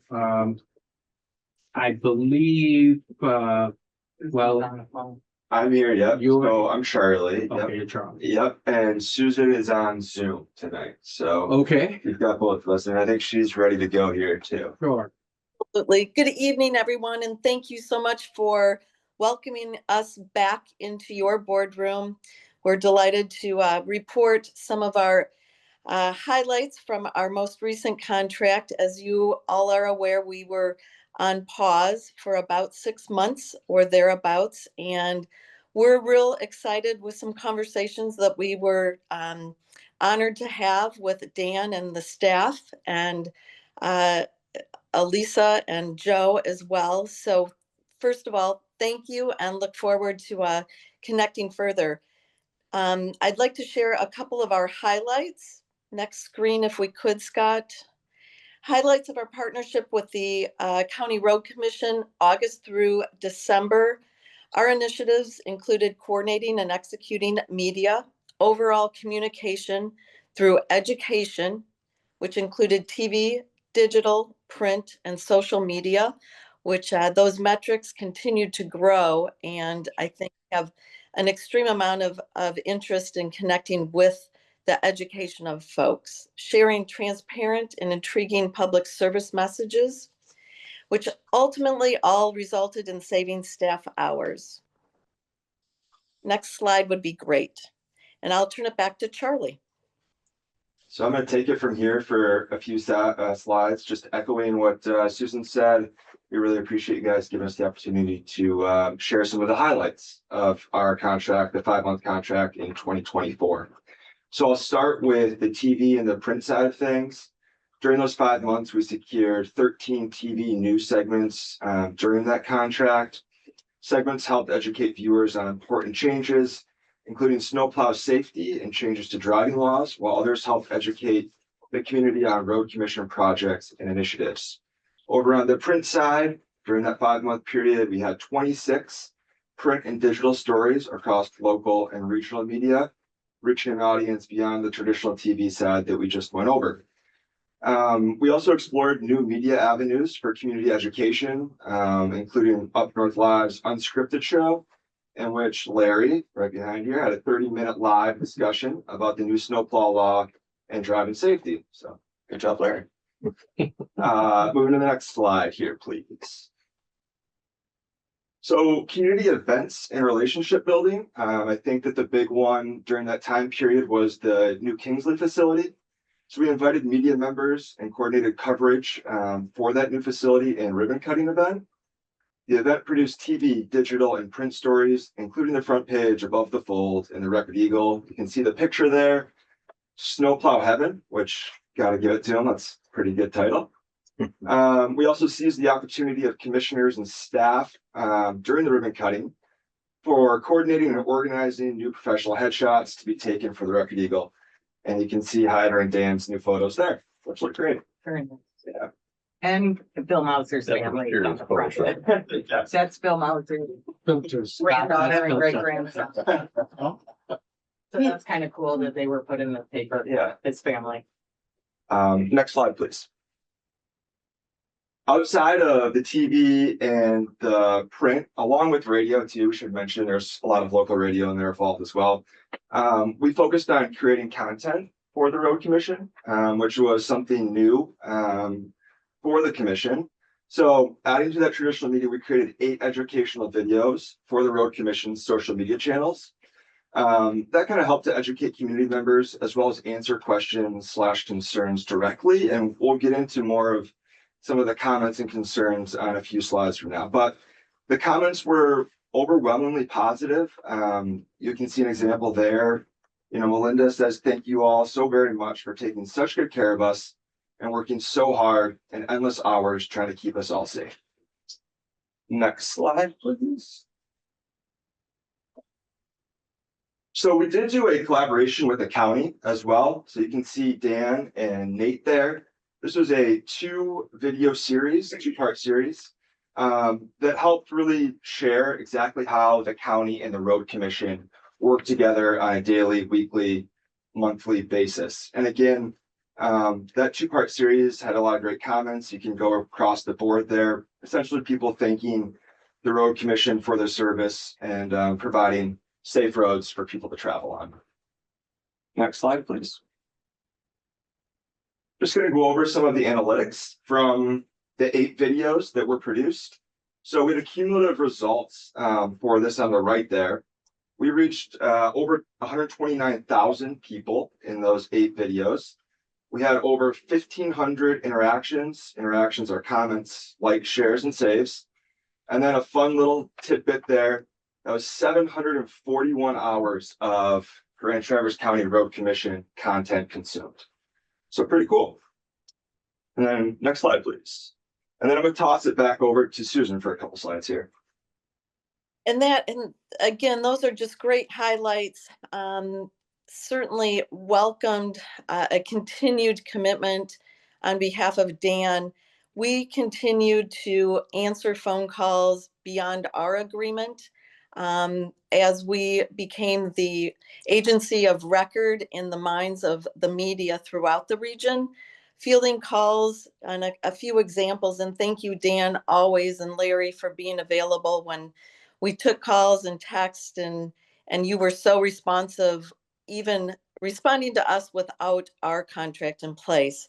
But you'll see in January when we took calls regarding the safety and ice melt, and then salt and sand, and then also an Up North Live segment as well. There were also a couple additional Record Eagle comments in there that Dan followed up with Peter. And again, thank you for that. And we look forward to hopefully continuing working with the media on your behalf. Next slide would be great. We believe the future is really quite bright for the Grand Traverse County Road Commission. We have submitted a 12-month proposal and contract with the following initiatives as key ingredients. Continue to build on our topical calendar for immediate and monthly messaging delivered to regional media, all with an effort to educate. Coordinate media interviews, coverage opportunities with dedicated follow-up to all. We hope to continue and produce educational videos for social media distribution on all Grand Traverse County Road Commission channels. Currently, that's Facebook and YouTube. We'll continue to be proactive in our outreach to secure traditional and non-traditional public education opportunities. And then also, following up on Charlie's note in regards to cooperative efforts, leverage cooperative initiatives with other agencies and community partners as they present themselves. Next slide. And then really putting our heads together and thinking through what would initial tasks look like in these first few months of a 12-month contract. In talking with the team a few weeks ago, we all agreed there's frequently asked questions as we review and comb through Facebook and some of the other sites, even overheard in Traverse City, but frequently asked questions through our work in social media. You'll see some of the comments here that continue to surface. Concerns about Barney Road, concerns about Potter Road, and some of the others, Town Line Road and the like. Our hope would be to really address those front and center directly and explain why these roads are part of the initiatives moving forward, and maybe why their particular road isn't fixed right this second and what the plan might be. We would create a FAQ social video series that gives residents direct updates from the Road Commission. Hearing directly from you helps build trust, shows transparency, and reassures the public that their concerns are truly being heard. Next slide. And then another initiative, we spoke about the 3 Mile and Garfield project, which was referred to in tonight's meeting, knowing that 3 Mile and Garfield Road will be undergoing a project starting soon after school gets out. We would utilize immediately, and that's really just days away, utilize all media to communicate important road closures, detours, and timing to the public. We'll support this priority by leveraging TV, print, radio, digital, social media, and non-traditional platforms. My estimation would be immediately following Memorial Day if we were to be working with you all again, is to produce a public service message immediately to make folks aware before school gets out, but what it looks like when school gets out. And then finally, in speaking with Dan, and I think this term is really a terrific term that Dan and Larry and the team referred to, is a mixes of fixes, a strategic, proactive approach. The third priority in messaging in extending the life of your assets, addressing more roads across the county for a broader long-term impact. We'll support this priority again with a comprehensive media strategy ongoing, certainly educating through TV, print, digital, and exploring more non-traditional platforms to share the story, to engage the public, but to also answer their questions. And I'd just like to certainly give my personal gratitude and thanks for what you do each and every day and giving back to our own county and keeping our roads safe. And certainly, as we move forward, we would welcome being part of your team again. And with that, I would love to answer any questions that you might have in anticipation of an agreement. Any questions?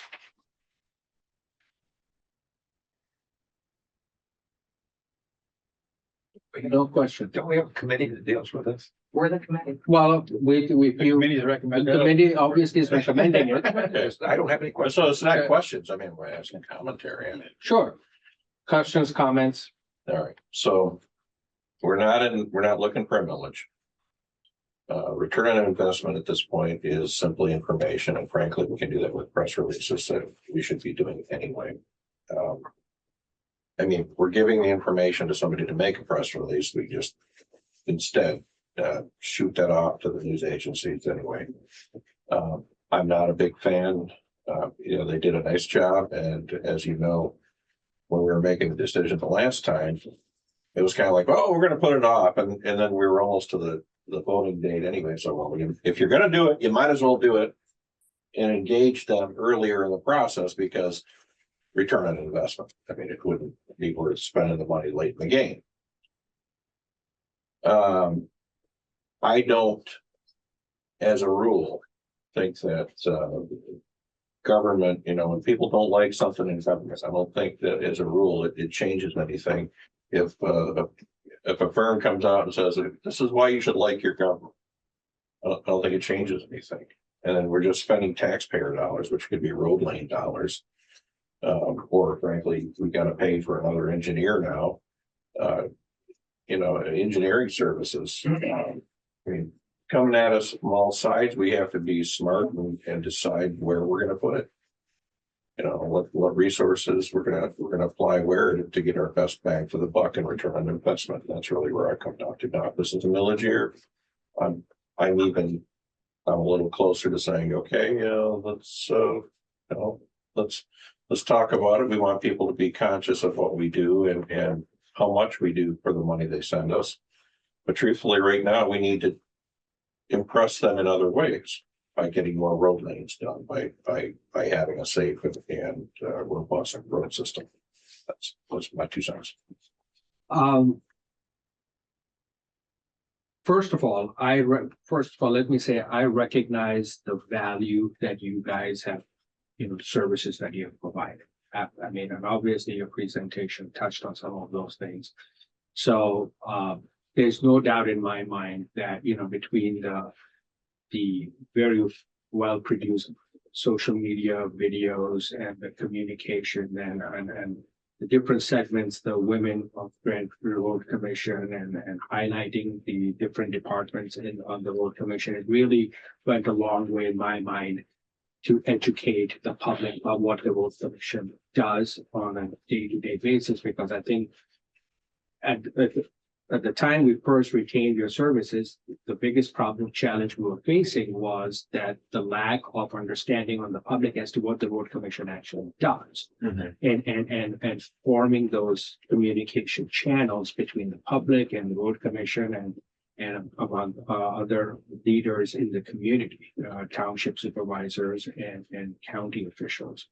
And so to that extent, absolutely, I recognize that and I very much appreciate that. Your coverage of the Kingsley facility and everything else was excellent. I am very appreciative of that as well. My biggest concern at this point is I'm not convinced whether we need to spend $4,000 a month on those services. Now, so my question to you and Susan is, are you guys willing to consider a more flexible arrangement? Something like, we do like a monthly retainer of, let's just say $500. If all you're doing, one of the things that I heard was, one of the things that you have done in the past, even while we were on pause, is fielding calls from media and forwarding them on. Okay, we recognize that's a service that you provide and you should be compensated for that.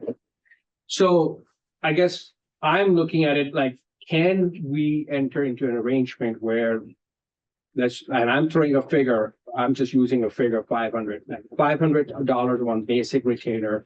So, and then in months where we utilize your services that go beyond that $500, then you invoice us for that, but rather than us paying you a steady rate of $4,000 a month. So that is where I'm at. I'm not at where that we don't think we need your services or that we don't value and recognize the services. I'm at it from a cost standpoint. Those are my comments. And a question. Yeah, so I mean, Susan, I mean, if you want to take it, go Sure. ahead. Absolutely. It's difficult $500 would, to be very fair, honest, to produce in a month, a week or a monthly content calendar and to produce the videos. We can't do that for $500. Can we field calls that come from the media? But I have to be very honest that we can't take $500 and produce a PSA and distribute and pitch stories and making sure that those messages are secured. It takes follow-up, not only just crafting that information that's supplied, but distributing and then the follow-up and then making sure that the content is delivered by interview with Dan or the appropriate person. That's just the public information side without any of the content that would come forward. Susan, I recognize that. I think my larger point is, do we need those videos, PSA videos produced every single month? That's what I'm getting at.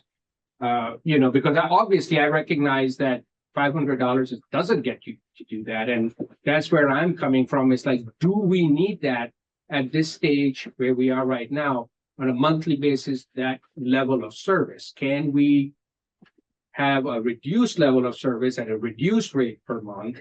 And then, as I said, if we have a project that's coming up or some legislation that's coming up or some issue that's coming up that we need to up the communication or the promotion, then we can produce those videos or whatever else we need to produce. Sure, and absolutely, we're willing to talk through that. I think maybe it deserves further conversation as to what our priorities in regards to the public service messages. It sounds like an immediate need would be for the 3 Mile project coming up here in just days, for example. And happy to sit down absolutely with Dan and Larry and the others and prioritize those particular initiatives for sure.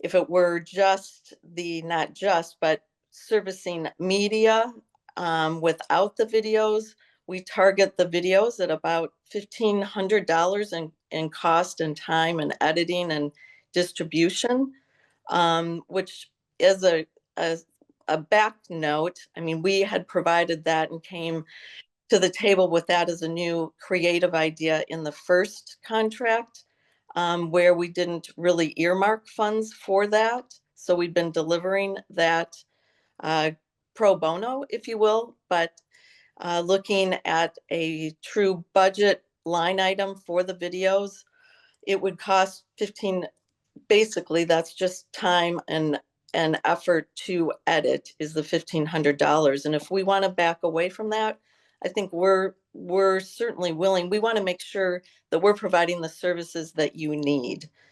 That's for sure. So if it is the education in regards to distribution to the media and education through the media, I think for sure we're willing to chat through that. Okay, thank you. I mean, I know that Commissioner Underwood and Commissioner Cohen, you were part of the committee, and obviously I know that you are recommending it, but I'll give you an opportunity to comment or make a few comments. You can go first. I have a degree in communications. I'm gonna tell you right now, if you are not controlling the information, you are losing.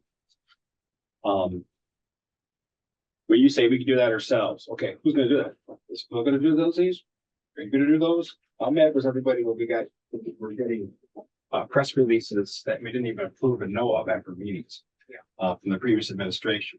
When you have a firm that's willing to do all this work for less than the cost of an FTE, it's a great bargain. And it takes the edge off of these folks that work for us, because they can hand that information to somebody else, and then they have the professional relationships with the other firms to get that information. I do want to answer something. I mean, we get a weekly report from, Kylie sends us a weekly report. She sends it to the county as well. And to other interested agencies. You know, there's something called reporting. And if somebody gets a weekly report and they say, well, this is kind of interesting. You know, again, I'm not trying to diminish the value of what you do. There is a good place and time and place for what you do. There's no question about it. And frankly, some of it's cheap.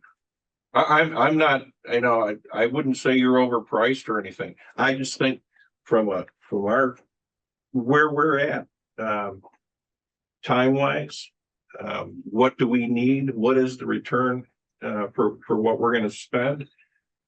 You know, you can say, okay, you know, we got 3 Mile Road coming. Guess what? We got 3 Mile Road coming. And it's not as if we haven't been telegraphing that this is going to happen and that the news agencies aren't aware of it. But when you have a professional agency that has a relationship with the other firms, it speaks with a different authority than us. Here's an interesting example. I'm going to give you an example. Okay, so they go through and by October 1st, double our revenue. Who's going to explain to the public why your road's not getting fixed? Because it's not your turn. Isn't it better to have a professional group help us craft that message as to why things are going to happen a certain way in the future? One step beyond that, Joe, too, is it's not even just about having a professional group craft the message. It's that whether we want them to or not, every resident here that pays taxes is going to want to know, and it's going to fall on Dan and Larry and Kylie and all of them. We don't have the staff bandwidth to handle that. And that's what this is about. This is about, we had discussed a communication specialist here, which is an FTE with benefits that carry the legacy cost to the taxpayers, or we talked about a contractor. You guys entrusted our committee to meet. We went through, you know who we looked to? Grand Traverse County Board of Commissioners. They hired paid promotions, and they also hired a communication specialist for the county. They have both. And they do that because they have over 100,000 constituents that want to be educated and know how their money's being spent. And whether we want to admit it or not, millennials, Gen Z, Gen Alpha, they are not getting their education in the same way. And they're the adults. The millennials are in their 40s now. They're the ones that are going to these kind of things that maybe us old people think is kind of silly. That is an awful lot to ask of our staff. And that is why we came up with this recommendation, was the value of a contractor versus an FTE with legacy costs was easy for us to figure out. And regardless of whether we decide yes or no tonight, everybody is still gonna keep asking the same questions to our staff over and over. So the idea we had come up with in the communications committee was to have these frequently asked questions when we maybe didn't have a specific project that we are super highlighting, this month. We're gonna go and look at the same questions Dan and Larry are probably tired of hearing about all the time, and I can name them: Potter Road, Barney Road, Town Line Road. So we could have some kind of promo piece on that so that people understand that they're happening or they're not, and more importantly, why their road isn't happening. But that's why we came up with this. Joe and I didn't come up with this easily. We look to not reinvent the wheel, and we look to our partners at Grand Traverse County Board that made the same decision to do this, along with an employee that does it. The city of Traverse City does it as well. And we have the same constituent size as Grand Traverse County, as you all know, and we have to answer to them, and it matters, and they want to know why the road is the way it is. So I do recommend going with this because we have gone through and looked at the value and what it would cost us and the burden on the staff and the connections that they have. And it seemed kind of like a bargain at that point. And as far as a millage year or not, I'm not trying to sell somebody on anything. I'm trying to consistently and effectively communicate where my tax dollars go every year, not just a year that somebody asks me, to re-up a millage. So I felt confident in them bringing this presentation here tonight, because I think it not only is good for our residents and our constituents, but I think it's good for our staff. So that's where I'm in. All right, thank you, Commissioner Ford. Are there any other questions or comments? Because before I ask Dan to weigh in. All right, hearing none, Dan, do you have anything to add? I like what we did. I think we needed to do that at the beginning, to get out there and let people know what we were about. I share the same concerns that you do, that maybe there was a reduced one, that would be good.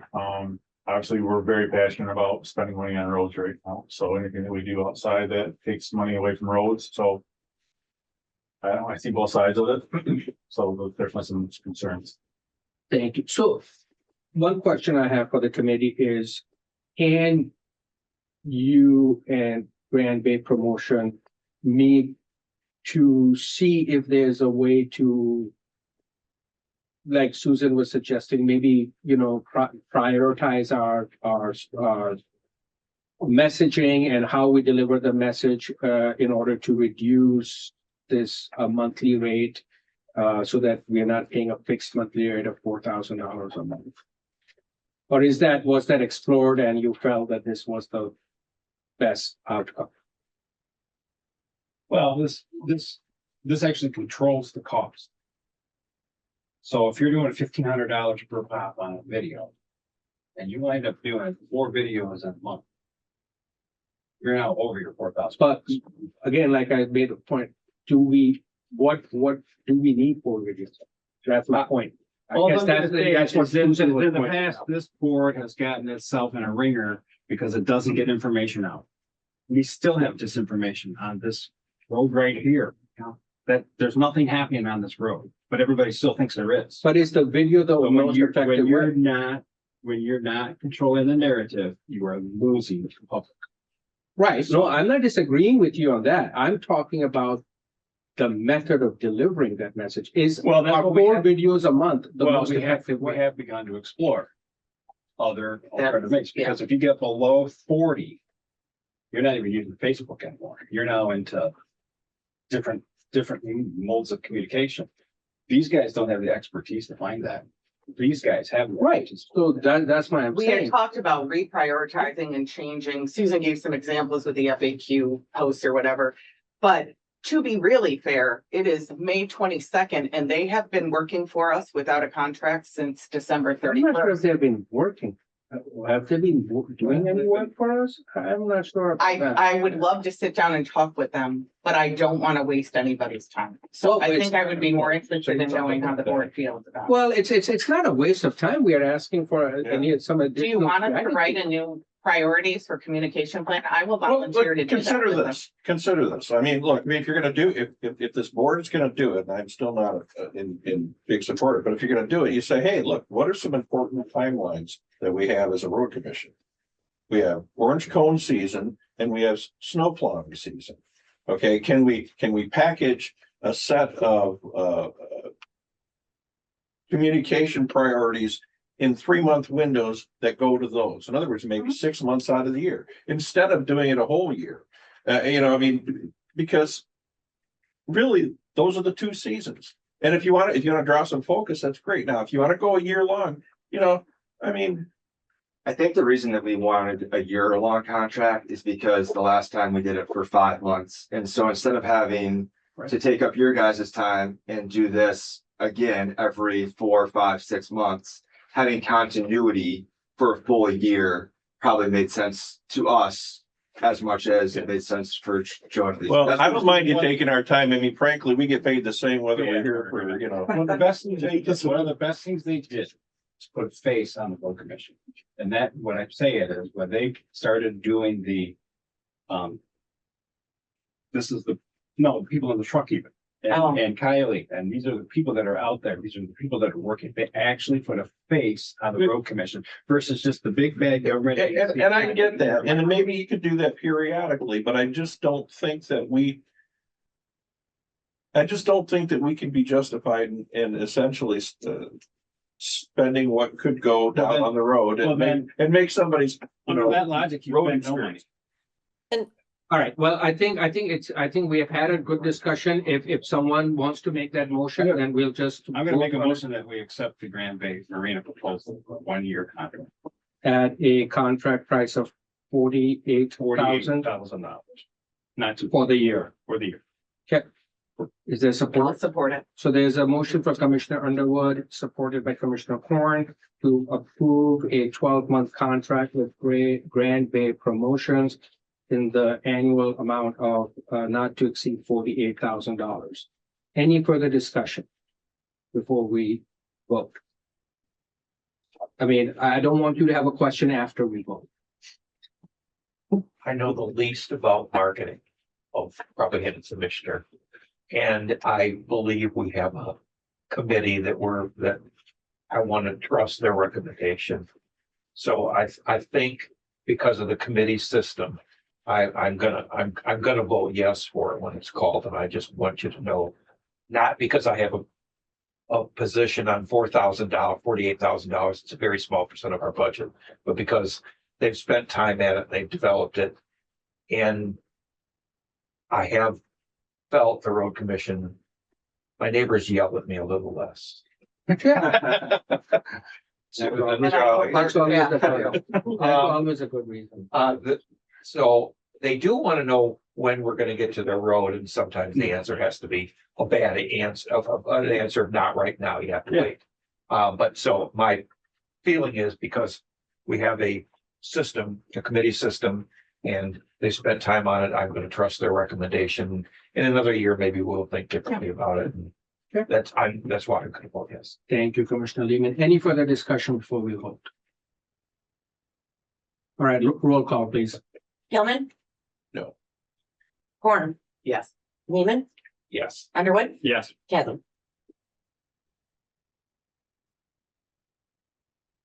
Yes.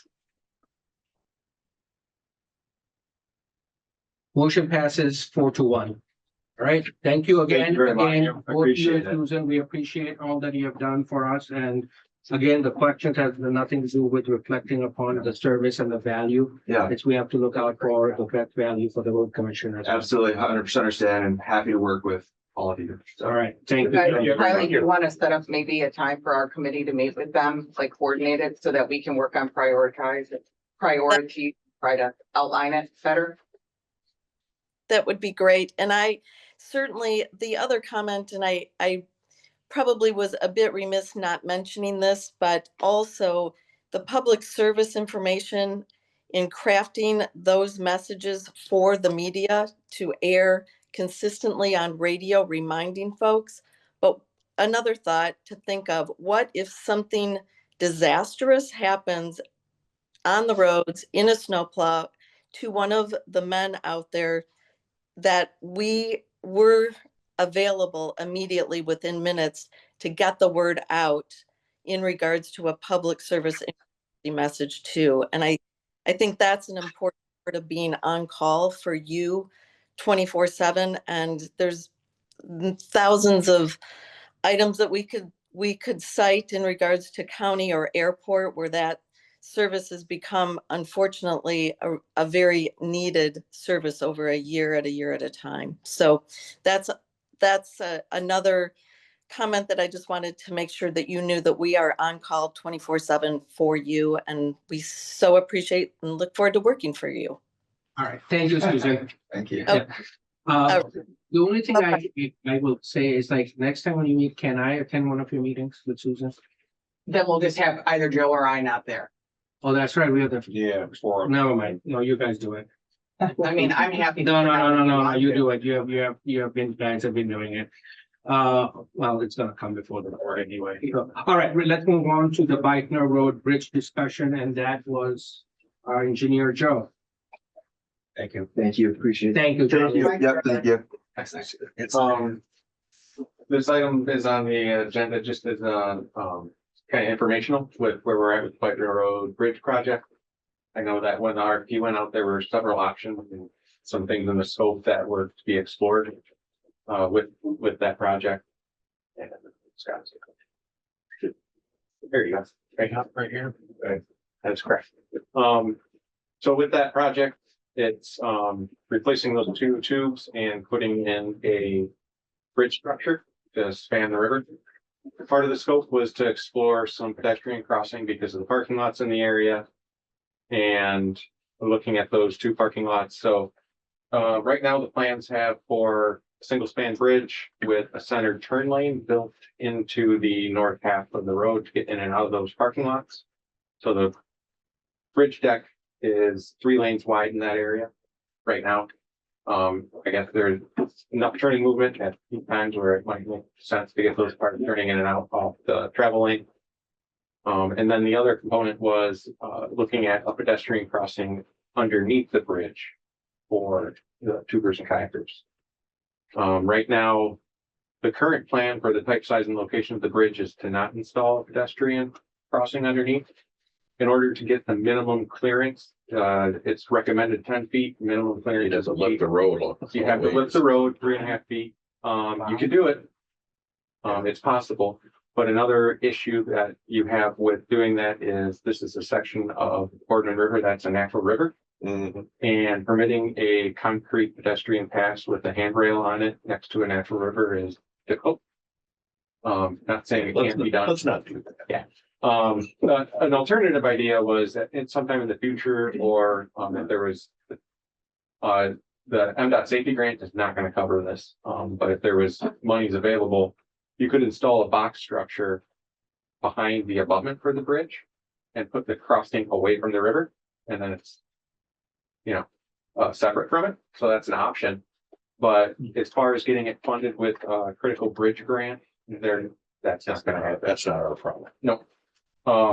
So right now the bridge is being designed with center turn lane for in and out of the parking lots that can get changed if it needs to. So are we moved away from bringing the road behind and closing off and? No. My current recommendation would be to block both these off and go down to the roundabout. There we could do that stuff, put a parking lot in there. And then Sketch. they could do a walking trail, or there's kayak launches or something like that. You could do that to the river there and keep everything to the west. Do nothing at all. So why are we talking about a turn lane into these now? Well, that was early on in the design before. The other conversation is 3-lane there, if you're planning for future, if that ever turned into 4-lane all the way out to Chums. Is it 3-lane with shoulders? Yes. You could easily bring now to the part where we could say, nope, we're gonna go 2-lane, we could probably save ourselves some money. Parking lot would be at the roundabout? Is that? No, further, like, did you get that sketch? So the- Yeah, just put back here, yeah. The parking lot would be. I think Traverse City owns the property that the parking lot's on right there. But if you're launching your kayak and you're parking in that You parking would have lot, to carry. Yeah. you would have to carry it. How far? You can move the parking lot as far you as can you move it. wanted to. A road, Portage, that's it, Portage. a drop off spot, but again, that would be up to Parks and Rec. Yeah, Yeah, we are not, so, yeah. we're a road commission. Yeah, we are. road We're gonna have a commission. bridge. Parks and Rec for- Yeah. So there is 5 acres currently. Yes. There. For some reason, we own the 5 acres, but there's been a natural county park kind of developed there. Yeah. I don't even know the legal ramifications of that. If that park wasn't there, that's 5 acres on a river we could potentially sell. If I can, because I'm obviously You know involved a with the lot Parks more and Rec about part of it. Yeah. This is a critical part for us to move forward with Parks and Rec. Parks and Rec is very interested in working with us to shut off those 2 parking lots. They still would like access on both sides. And you still have to do some more work on the east side, because there is easement there, but there's some questions on the easement. I even had a preliminary conversation with a few folks at the county level of, would you want to buy that parcel of property? Because I don't believe we can have parks on county road property. And they're like, I don't know, we'll have to think about it. I mean, so that's not a surprise. Or we have to figure out how to do indemnification, because we should not be having people launch boats off of our property. Not a lawyer, but. So there's a whole thing, I mean, Parks and Rec is even working with the city, because that triangle part is cities. They've even floated the concept to the city that the city might want to deed that to the county. So that's a working thing. I do believe that we are going to be able to put this parking lot in. And shut off those other parking lots. We do have to figure out with Parks and Rec and the county how we're going to get those folks at the boat launch, but. That is moving forward. They're very, very, very actively involved in it, so. Does it change the need for the width of the box structure? The bridge. Yes. So if the road were to remain 2 lanes, yes, it would get narrower. If it was 3 lanes, it's wider than it is now. Typical on a bridge is 8-foot shoulders. For safety and shy distance, and if you have to pull over on it. I spoke with OHM, the engineers for this bridge, a couple times, and one of the ideas was floated, well, if it's 3 lanes and it remains 2, can we put in barriers and pedestrian crossing access so that they can get from one side of the river to the other? The answer to that is no, bridge decks do not meet correct anchoring for that kind of barrier and protection, so you would end up having to reconstruct some of the bridge deck, which is more money. So it's not a good idea to like plan on that kind of future. So right now, looking kind of as a direction to give OHM on, do we remain at 2 lanes with 8-foot shoulders, or do we plan for future 3-lane down Keystone Whitener and build it now with tapers, even though those parking lots may not exist in the future? Well, traffic isn't going to decrease in that corridor. I mean, we talk about thinking ahead, you know, and my frustration with the Hartman crossing, you know, things that could have been done 40 years ago that can't be done today. But that corridor is just going to get busier and busier, and a 2-lane, I just don't think it's going to service what I expect the growth is going to be down the road. We have to look forward a little bit more on this. So a wider deck is going to have to have 2-lane, just isn't going to cut it. So in order for it to become a 3-lane highway, what would need to have happen? Would you need to do eminent domain? Would we need to have purchase properties? For Whitener and Keystone? Yeah. I'm trying to figure out realistically how Yeah, difficult or it will be. I would assume that there would be grading licenses needed along that road in order to get all your ditches and everything put in. And I know that was part of the original discussion, like further north on Keystone where there's a lot more houses and driveways. it's more of an impact. Down in this area, there's not a lot right now, not to say that there won't be. Some of it's county and city property, some of it's road commission, so in this specific area, from the bridge to the roundabout, it's fairly well controlled, like. As far as like access points along there, there's control over that. The other stretches where there's private property, who knows what's gonna happen. Right. So there's one piece of private property on the east side, south of the bridge. We butt up to the bridge. They're on the other side, and then exactly on the other side of them is actually conservation district. Correct. And then I think there's two parcels on the other side that are private, correct? Yeah, so in the immediate area of the structure, there's not a lot of access point. As far as like conflict with turning.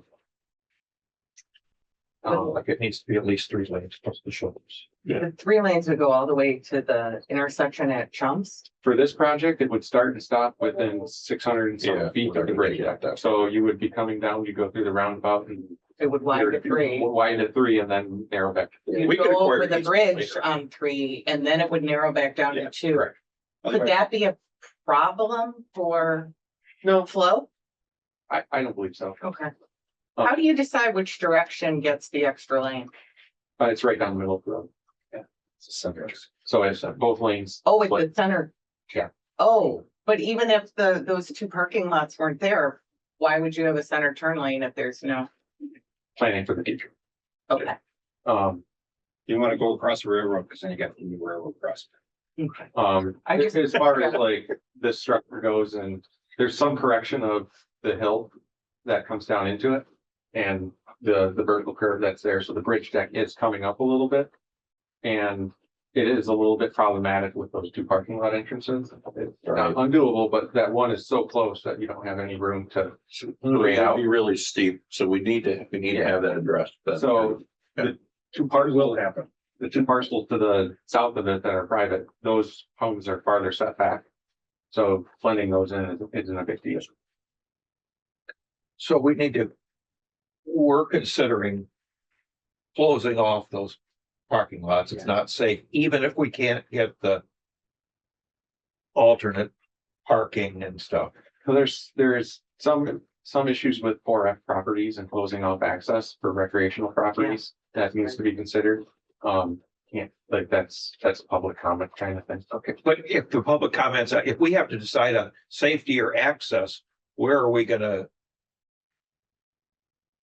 Where are we gonna, if those are the 2 requirements, safety or access, where does this fall? Get it away from there, is that what you're saying, Joe? Yeah, safety, that's where I'm gonna come down, but I'm pretty confident that working with the county parks, and the county, we're gonna be able to close those parking lots off without too much negative public comment. With or without the alternate parking lot? With this alternate. With it. With With this, yeah, I Okay. mean, obviously, with this, and then whatever we figure out on the east side, but.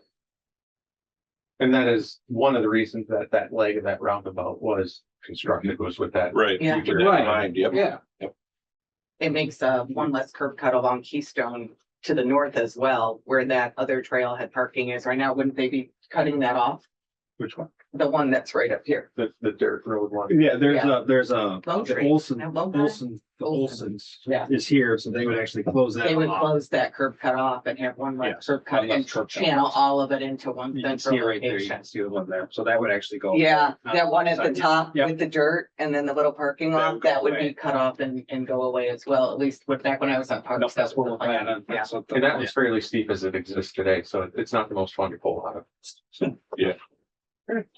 So for today, it was, like you said, it was just to provide an update. One other thing that came up was the use of concrete bulb beams versus concrete box beams. And concrete bulb beams are $30,000 more expensive, but in the long run have less maintenance because box beams are enclosed, they get moisture inside of them and cause deterioration of the concrete.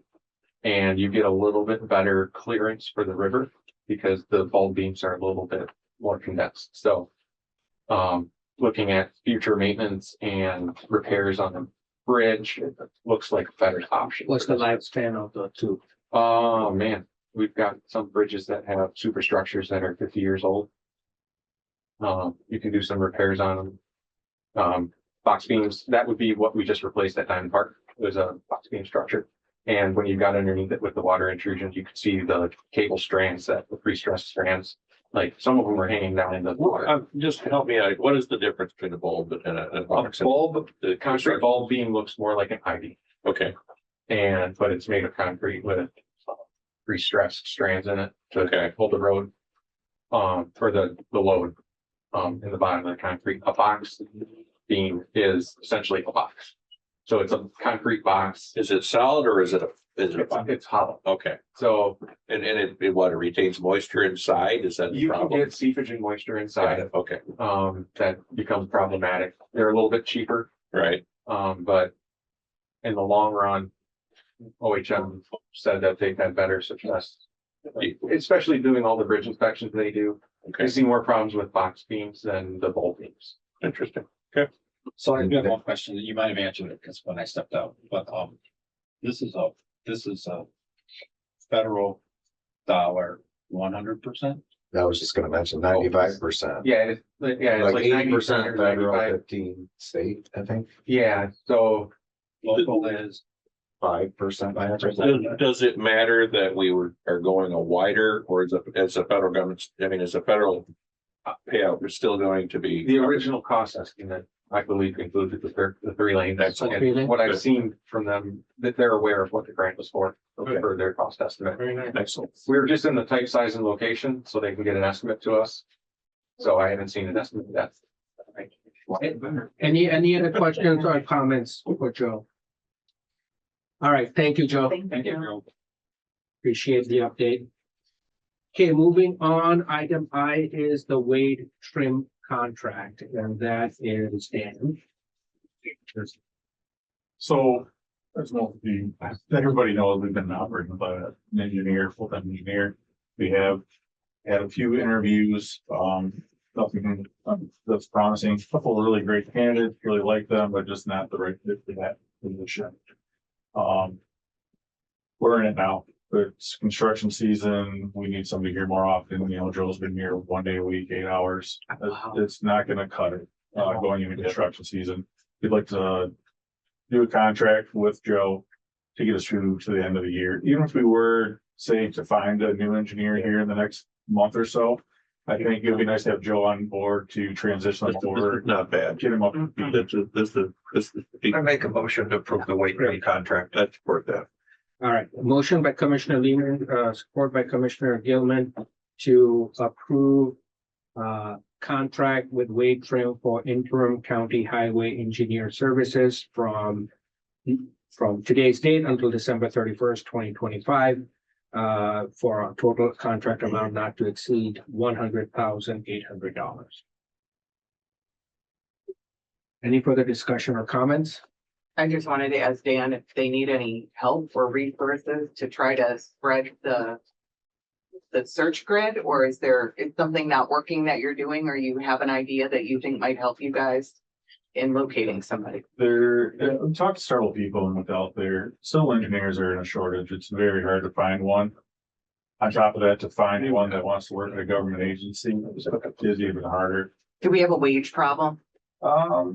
When we look out there, we're not really too far out in ways, Okay. but there's the opportunity to work remote so much right now for civil engineers. We're fighting that right now as well. Competition. Okay. So if we really want to entice someone, we'd probably have to pay out of formula. What, I don't know what that means. We have to pay above. Oh, okay, I see. Okay. Is there any AI options that can help do this? I do not want the robots thinking. Yeah, that's not, okay. So something happened, well, the robot has to be blamed. All right, Riley, roll call, please.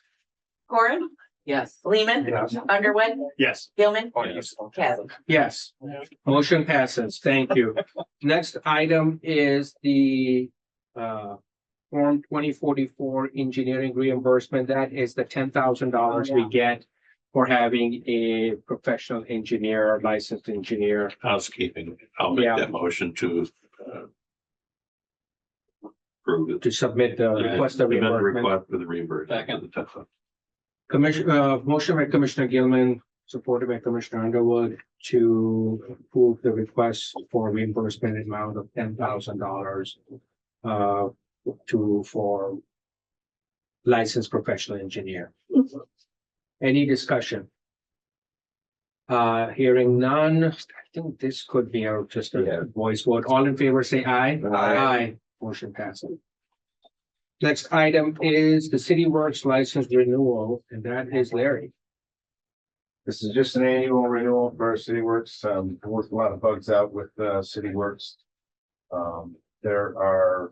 We actually met with Bay County Road Commission today. They came here and they discussed what they're using City Works for and how they're trying to integrate with our precision software, which is something that a lot of road commissions use. Phil's a big user of that and working on the back end. So there's some good promise here. I know I kind of gave you that sticker shock a couple of months ago, and I've just kind of made them, or I should say, I've worked with them to try to keep it at bay for a little bit. And until we can get that, until we can get some things worked out, then that price is gonna jump up. I just wanted, this is about $3,000. This is about $3,000 more than we put last year. The first one about free. But they're moving to like more of a cloud-based solution. Like the beta version. Sticker shock Right. is gonna kind of happen here probably next year. Okay. So that'll be. It's useful for us. Well, It provides benefit. Absolutely. And our citizen problem reporter is linked to it, so. The farm reporter isn't linked to it. Our citizens are using it heavily. Yeah. They're basically the people that, the citizen reporter really is the person that like sends our pothole crews to locations. You know, it really does. It's almost like. I'll make a motion that we instruct the manager to, or that we authorize the manager to enter into this 12-month enterprise license agreement with City Works in the amount of $45,150. Okay, we have a motion and a support. Support.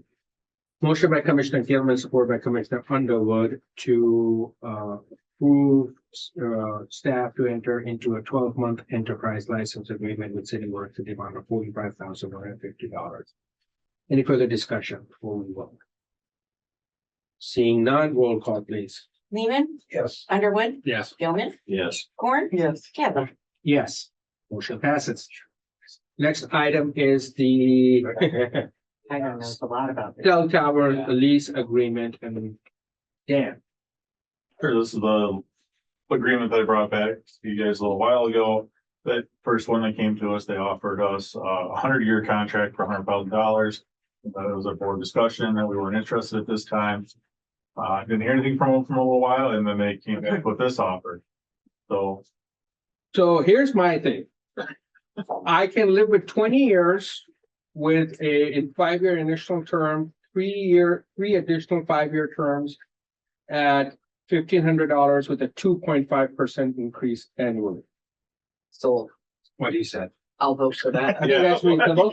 Yeah, I think that gets us. So few people are experts in the cell towers, and Hyder's one of them. And I think This isn't in our way. What we're doing is not gonna affect however we might No, I think we already use have other other. encumber our property. And that's the problem I see is encumbering the property. Let's say we have to move something. Well, that was the thing, is that I think there is this is just the rate. My other problems were with the language that they had with regards to the degree of control they were exercising on our property. They could access it at any Yeah. time. We couldn't allow any other competing utilities to be part, You mean part like of other that. cell towers? Yeah, other, Where would That's this, weird. where I would this don't be? have that. on Right. any of ours. we yeah, identified 2 locations. One would be across the road, kind of far up as we go on our property. The other location I identified was possibly out back behind the grassy area here in the back corner. Property on the other side of Flint. We acquired a bunch of property over there when we put the road through. We do own a couple acres across the Yeah, road. on the other side. I think that might drop down. It might not be high enough. This was the absolute borderline where they needed to be.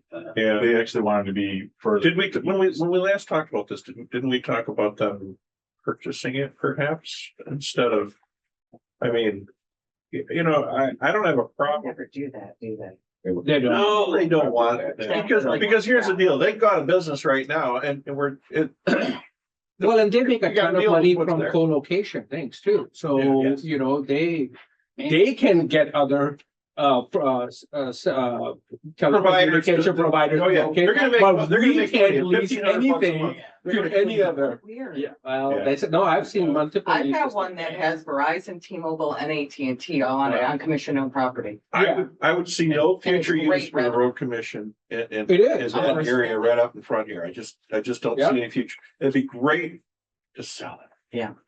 Yeah. You know, find market rates, get an No, they don't- appraisal. they don't own This property. property over across the, right across here, we could. They don't own property. They buy it, they gotta pay tax. Yeah.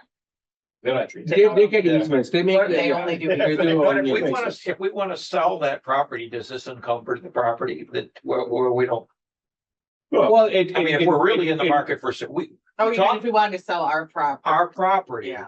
Is it a problem? Is it a Well, problem? no, wouldn't the purchaser just negotiate? Yeah, I mean, there's an. I thought they were stuck with our. Yeah, Yeah. you get stuck with our renter.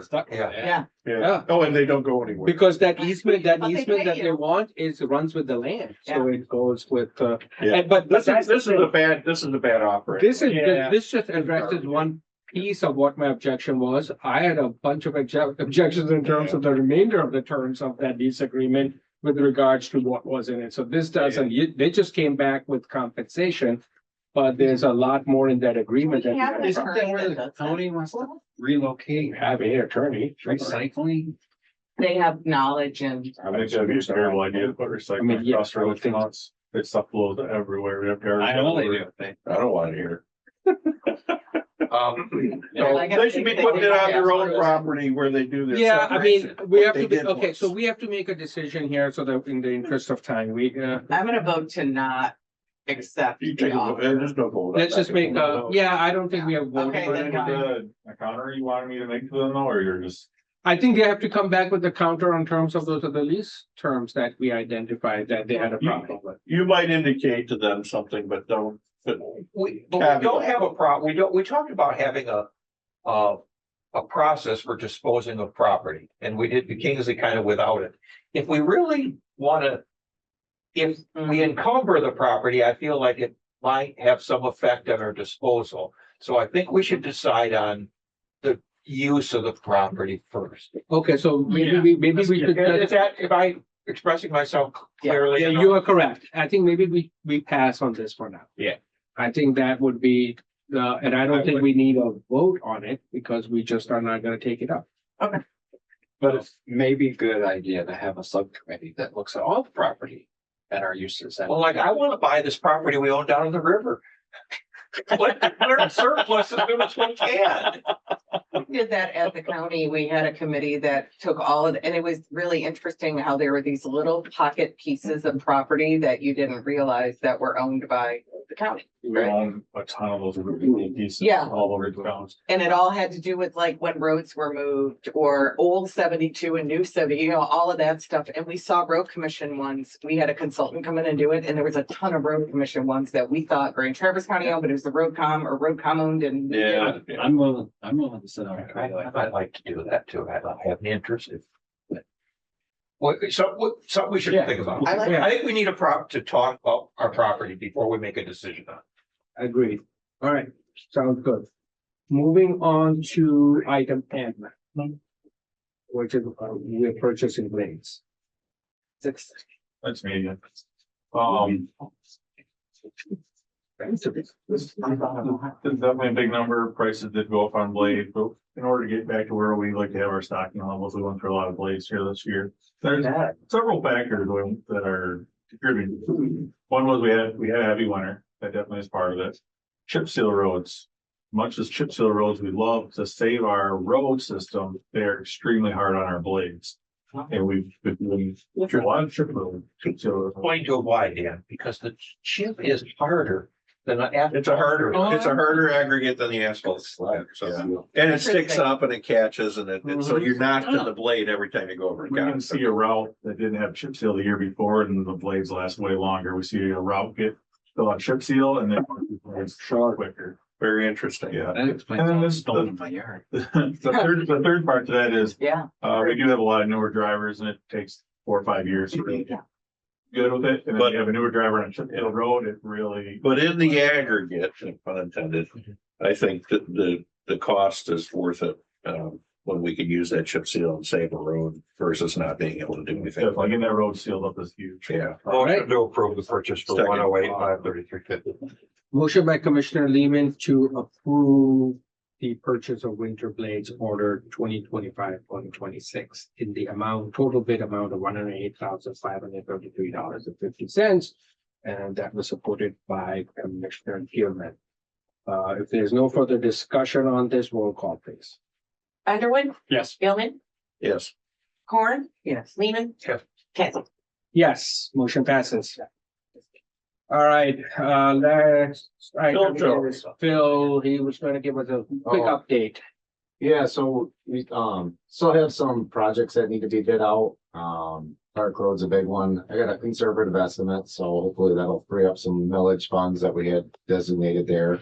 Dan's been, in good communication with both Garfield and Long Lake Townships to come up with a funding plan.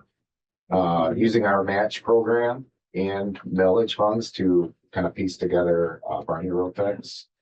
That's exciting. We got numbers for Potter Road.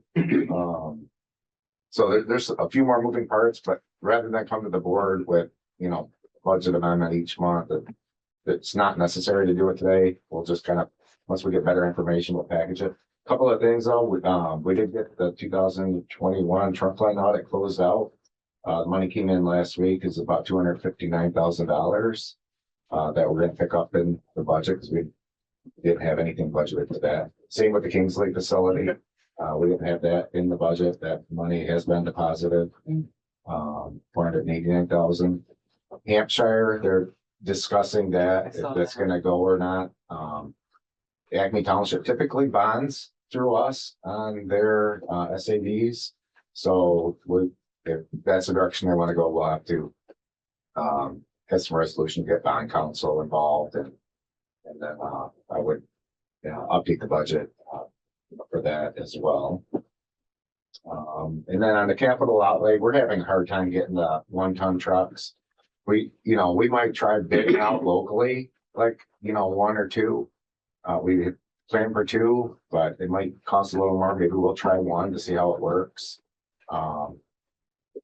It's just hard getting those through, like government contracts right now. So we might get better luck.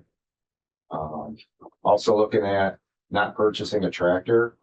We rented from Benzie County, one of their, what do they call them? Rock tub. Rock tubs. And Yeah, I read that. it worked really well with the tree stump removals and that doesn't beat up our equipment. And they're less money than a tractor, so that might free up a little more, funds too for some projects or, whatever. And we'll have Grand Bay that I will have to add. That wasn't in our original budget, so. Yeah, that's about it. Any questions for Phil? I do want to point out that I had a discussion with both, and Dan with both Long Lake and both Ron Lemcourt and Joe McManus about the Barney Road. And it looks like that both townships are on board. It's just a matter of getting some numbers over to their boards and their boards on approving the really, the matching part of it. But I think it's gonna happen. And hopefully, I think we are planning on doing it sometime in August of this year. August, next Yeah. September. So, Yeah. And Potter this year too. Butter, I was gonna do that, my manager's update. Yeah. We do that out for bid right now, so we'll be coming to you on the 12th. Okay. 12 for. so let's just go into your update of your, Yeah. okay, all right. Go ahead. Okay. First thing I had on there was summer hours. We'll go into summer hours here after the holiday. And that's just where we do half days on Fridays, 4 9s and a 4. We've done that for several years, just moving to that. For the summer season, currently I talked about a few of the bids we have out there, Potter Road. And we should have the rest of that in, so we should be able to do a pretty good induction of what we have left for funds. And we're hoping, some of these projects might be a little bit under, maybe do some more. Now, the Potter Road bid, that's the one on the 17th. that we're opening bids for that? Um, Oh, something else. That was Clark. oh, no, Sorry. so what we're doing there is what I invited you to is I put a bid out for somebody to do a 5-year plan for us with roads. Oh, We got the car counts going right now. We have our Yeah. Pacer data, we have our PCI data. We need to compile all this, and there's a lot for somebody to try to process all that information. The goal is to put this 5-year plan together, so we know what roads we're doing for the next 5 years. My thought is if this funding does go through, our 5-year plan now becomes our 3-year plan. Okay, so we'll just speed it up a little. So it's just, Yeah, and We hope that works. well, that would be I great. just, well, my, yeah, you know, my main concern about when you get twice as much money, that it becomes only 40% as effective, because everybody's getting twice as much money, and guess what? There's the same number of contractors out there. There's the next step, I'll talk more about that was my, I went to a manager's workshop up in Petoskey, and it was a great meeting. I had about 30 managers from out the entire state of Michigan. And that was a big topic of discussion amongst the, I don't want to talk about here in a minute. But the thought was that we're gonna have a hard time keeping staff that goes through, because Elmer's, Reeve Riley, they're all gonna need to man up. There's nobody here, so if they need more people. They're gonna pay more, they're gonna start to steal our employees, we're not gonna be able to do as much. They're gonna have to pay them more, so the road prices are gonna go up, so this is it's a big concern that we don't think we're gonna get. Because everybody's thinking we're gonna get twice as many roads done. Yeah, no. No, it's not, but even more concerning is that we might start to lose staff. But another big part that was talked up there was, national disasters, incidents. So obviously we said that huge ice storm up in Gaylord, and that was a big topic of discussion, and we went a lot off this. We talked about how important it is to be part of a road commission. When you add us all together, we are the biggest construction company in Michigan. They will start talking about getting agreements so we can all work together. If you're part of the CRA, we can, when something happens like that, we can all mobilize and go work with each other. And when that happened over there, it shut everything down and nobody knew what to do. Emergency managers, nobody knew what to do. Police couldn't do anything. Fire couldn't do anything. They called the National Guard. They couldn't do anything. They turned to the road commissions. The road commissions took over and did that. They bring in ambulances and put them in the road commission. They got a call. The road commission cuffed them into that emergency. They made a plan of what roads to open up first, what was, most important. And I think the road commissions are really The unsung heroes. unsung heroes and not looked at as the same as police, fire, and EMS. they're oftentimes first responders. They were a good topic. I was just gonna say, there's a good topic to open up with. They were truly the first responders in this situation, and it was a really good conversation. It was great to be part of. Something else that came out of that conversation was road commission deaths. And there's 30 of us in there, and there was 3 road commissions that had fatalities in the last few years. Oh, my God. And that really hit hard home. We've had some near misses here, but we've been trying to get a safety committee going here since I've been here for the last 10 years. Try to get a safety committee going. It doesn't go where we want to. It's failed several times. Right now, I think we're the furthest along we've ever been. But the more I'm getting involved with this safety committee, really trying to make sure it happens, the more I'm learning. We need to get policies, standards, all these things. Nobody has the time to do that. HR. There's a lot to it. There's a lot of the building stuff. We need to make sure that all of our people are being trained every year. What trainings should we have? We should all be OSHA certified, all these kind of things that are not being, normally the road commissions don't look at it. It's something we really need to look into. We're trying to build a safety culture here. Something I want to start to talk about, and we're coming up with a budget adjustment here shortly, is looking at maybe hiring a safety coordinator and having somebody really take a hold of this and finally get us a safety program that we've never had before. The other thing is, we have our driveway permits, and we also have to do the ox cart for overweight hauling. We're getting really, really busy with that. We only have one person. They could be a backup person to help out with that. So just a thought, we wanted to get the ball rolling and talking about that, something I'd probably like to bring to the next board meeting when we do a board adjustment of actually looking at bringing somebody on like this. So I think that's within your purview as manager, though. I mean, you're gonna have to determine, what roles certain people play. And if you have a position that you can fill and then have them do peripheral work like that that also enhances our program here. I mean, honestly, other than we do approve the budget. Right. it's kind of your show there, so. Sure, definitely. And looking into the I have a budget. suggestion on your safety, believe it or not. We just approved Beta's safety plan today. And they are very proactive in safety and safety. Eric, Linda.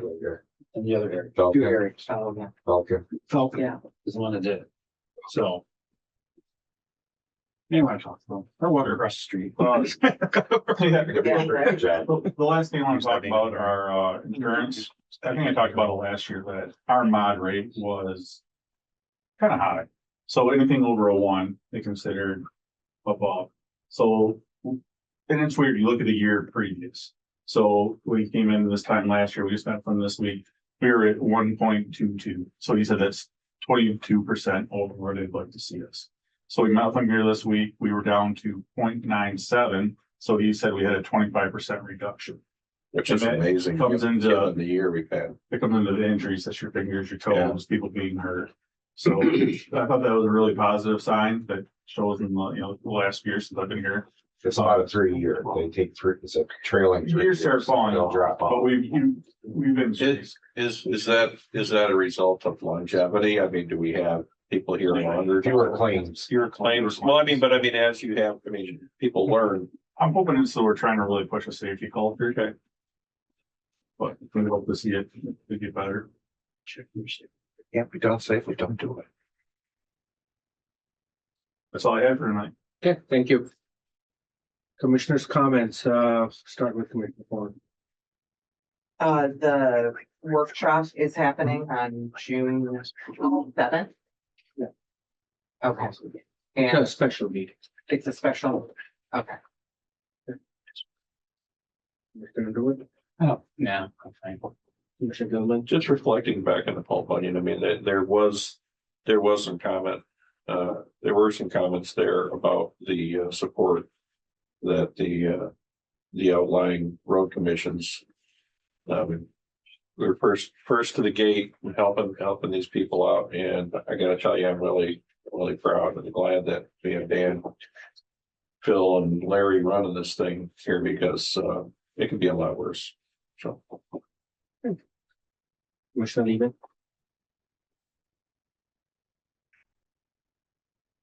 Okay. Well, there's no public comment, so Let's go adjourn. So that's at 10 a.m. on Yes. Saturday, June 7th. there's a motion to adjourn. Support, all in favor, say aye. Aye. Aye. Yeah, We adjourn. I could do that.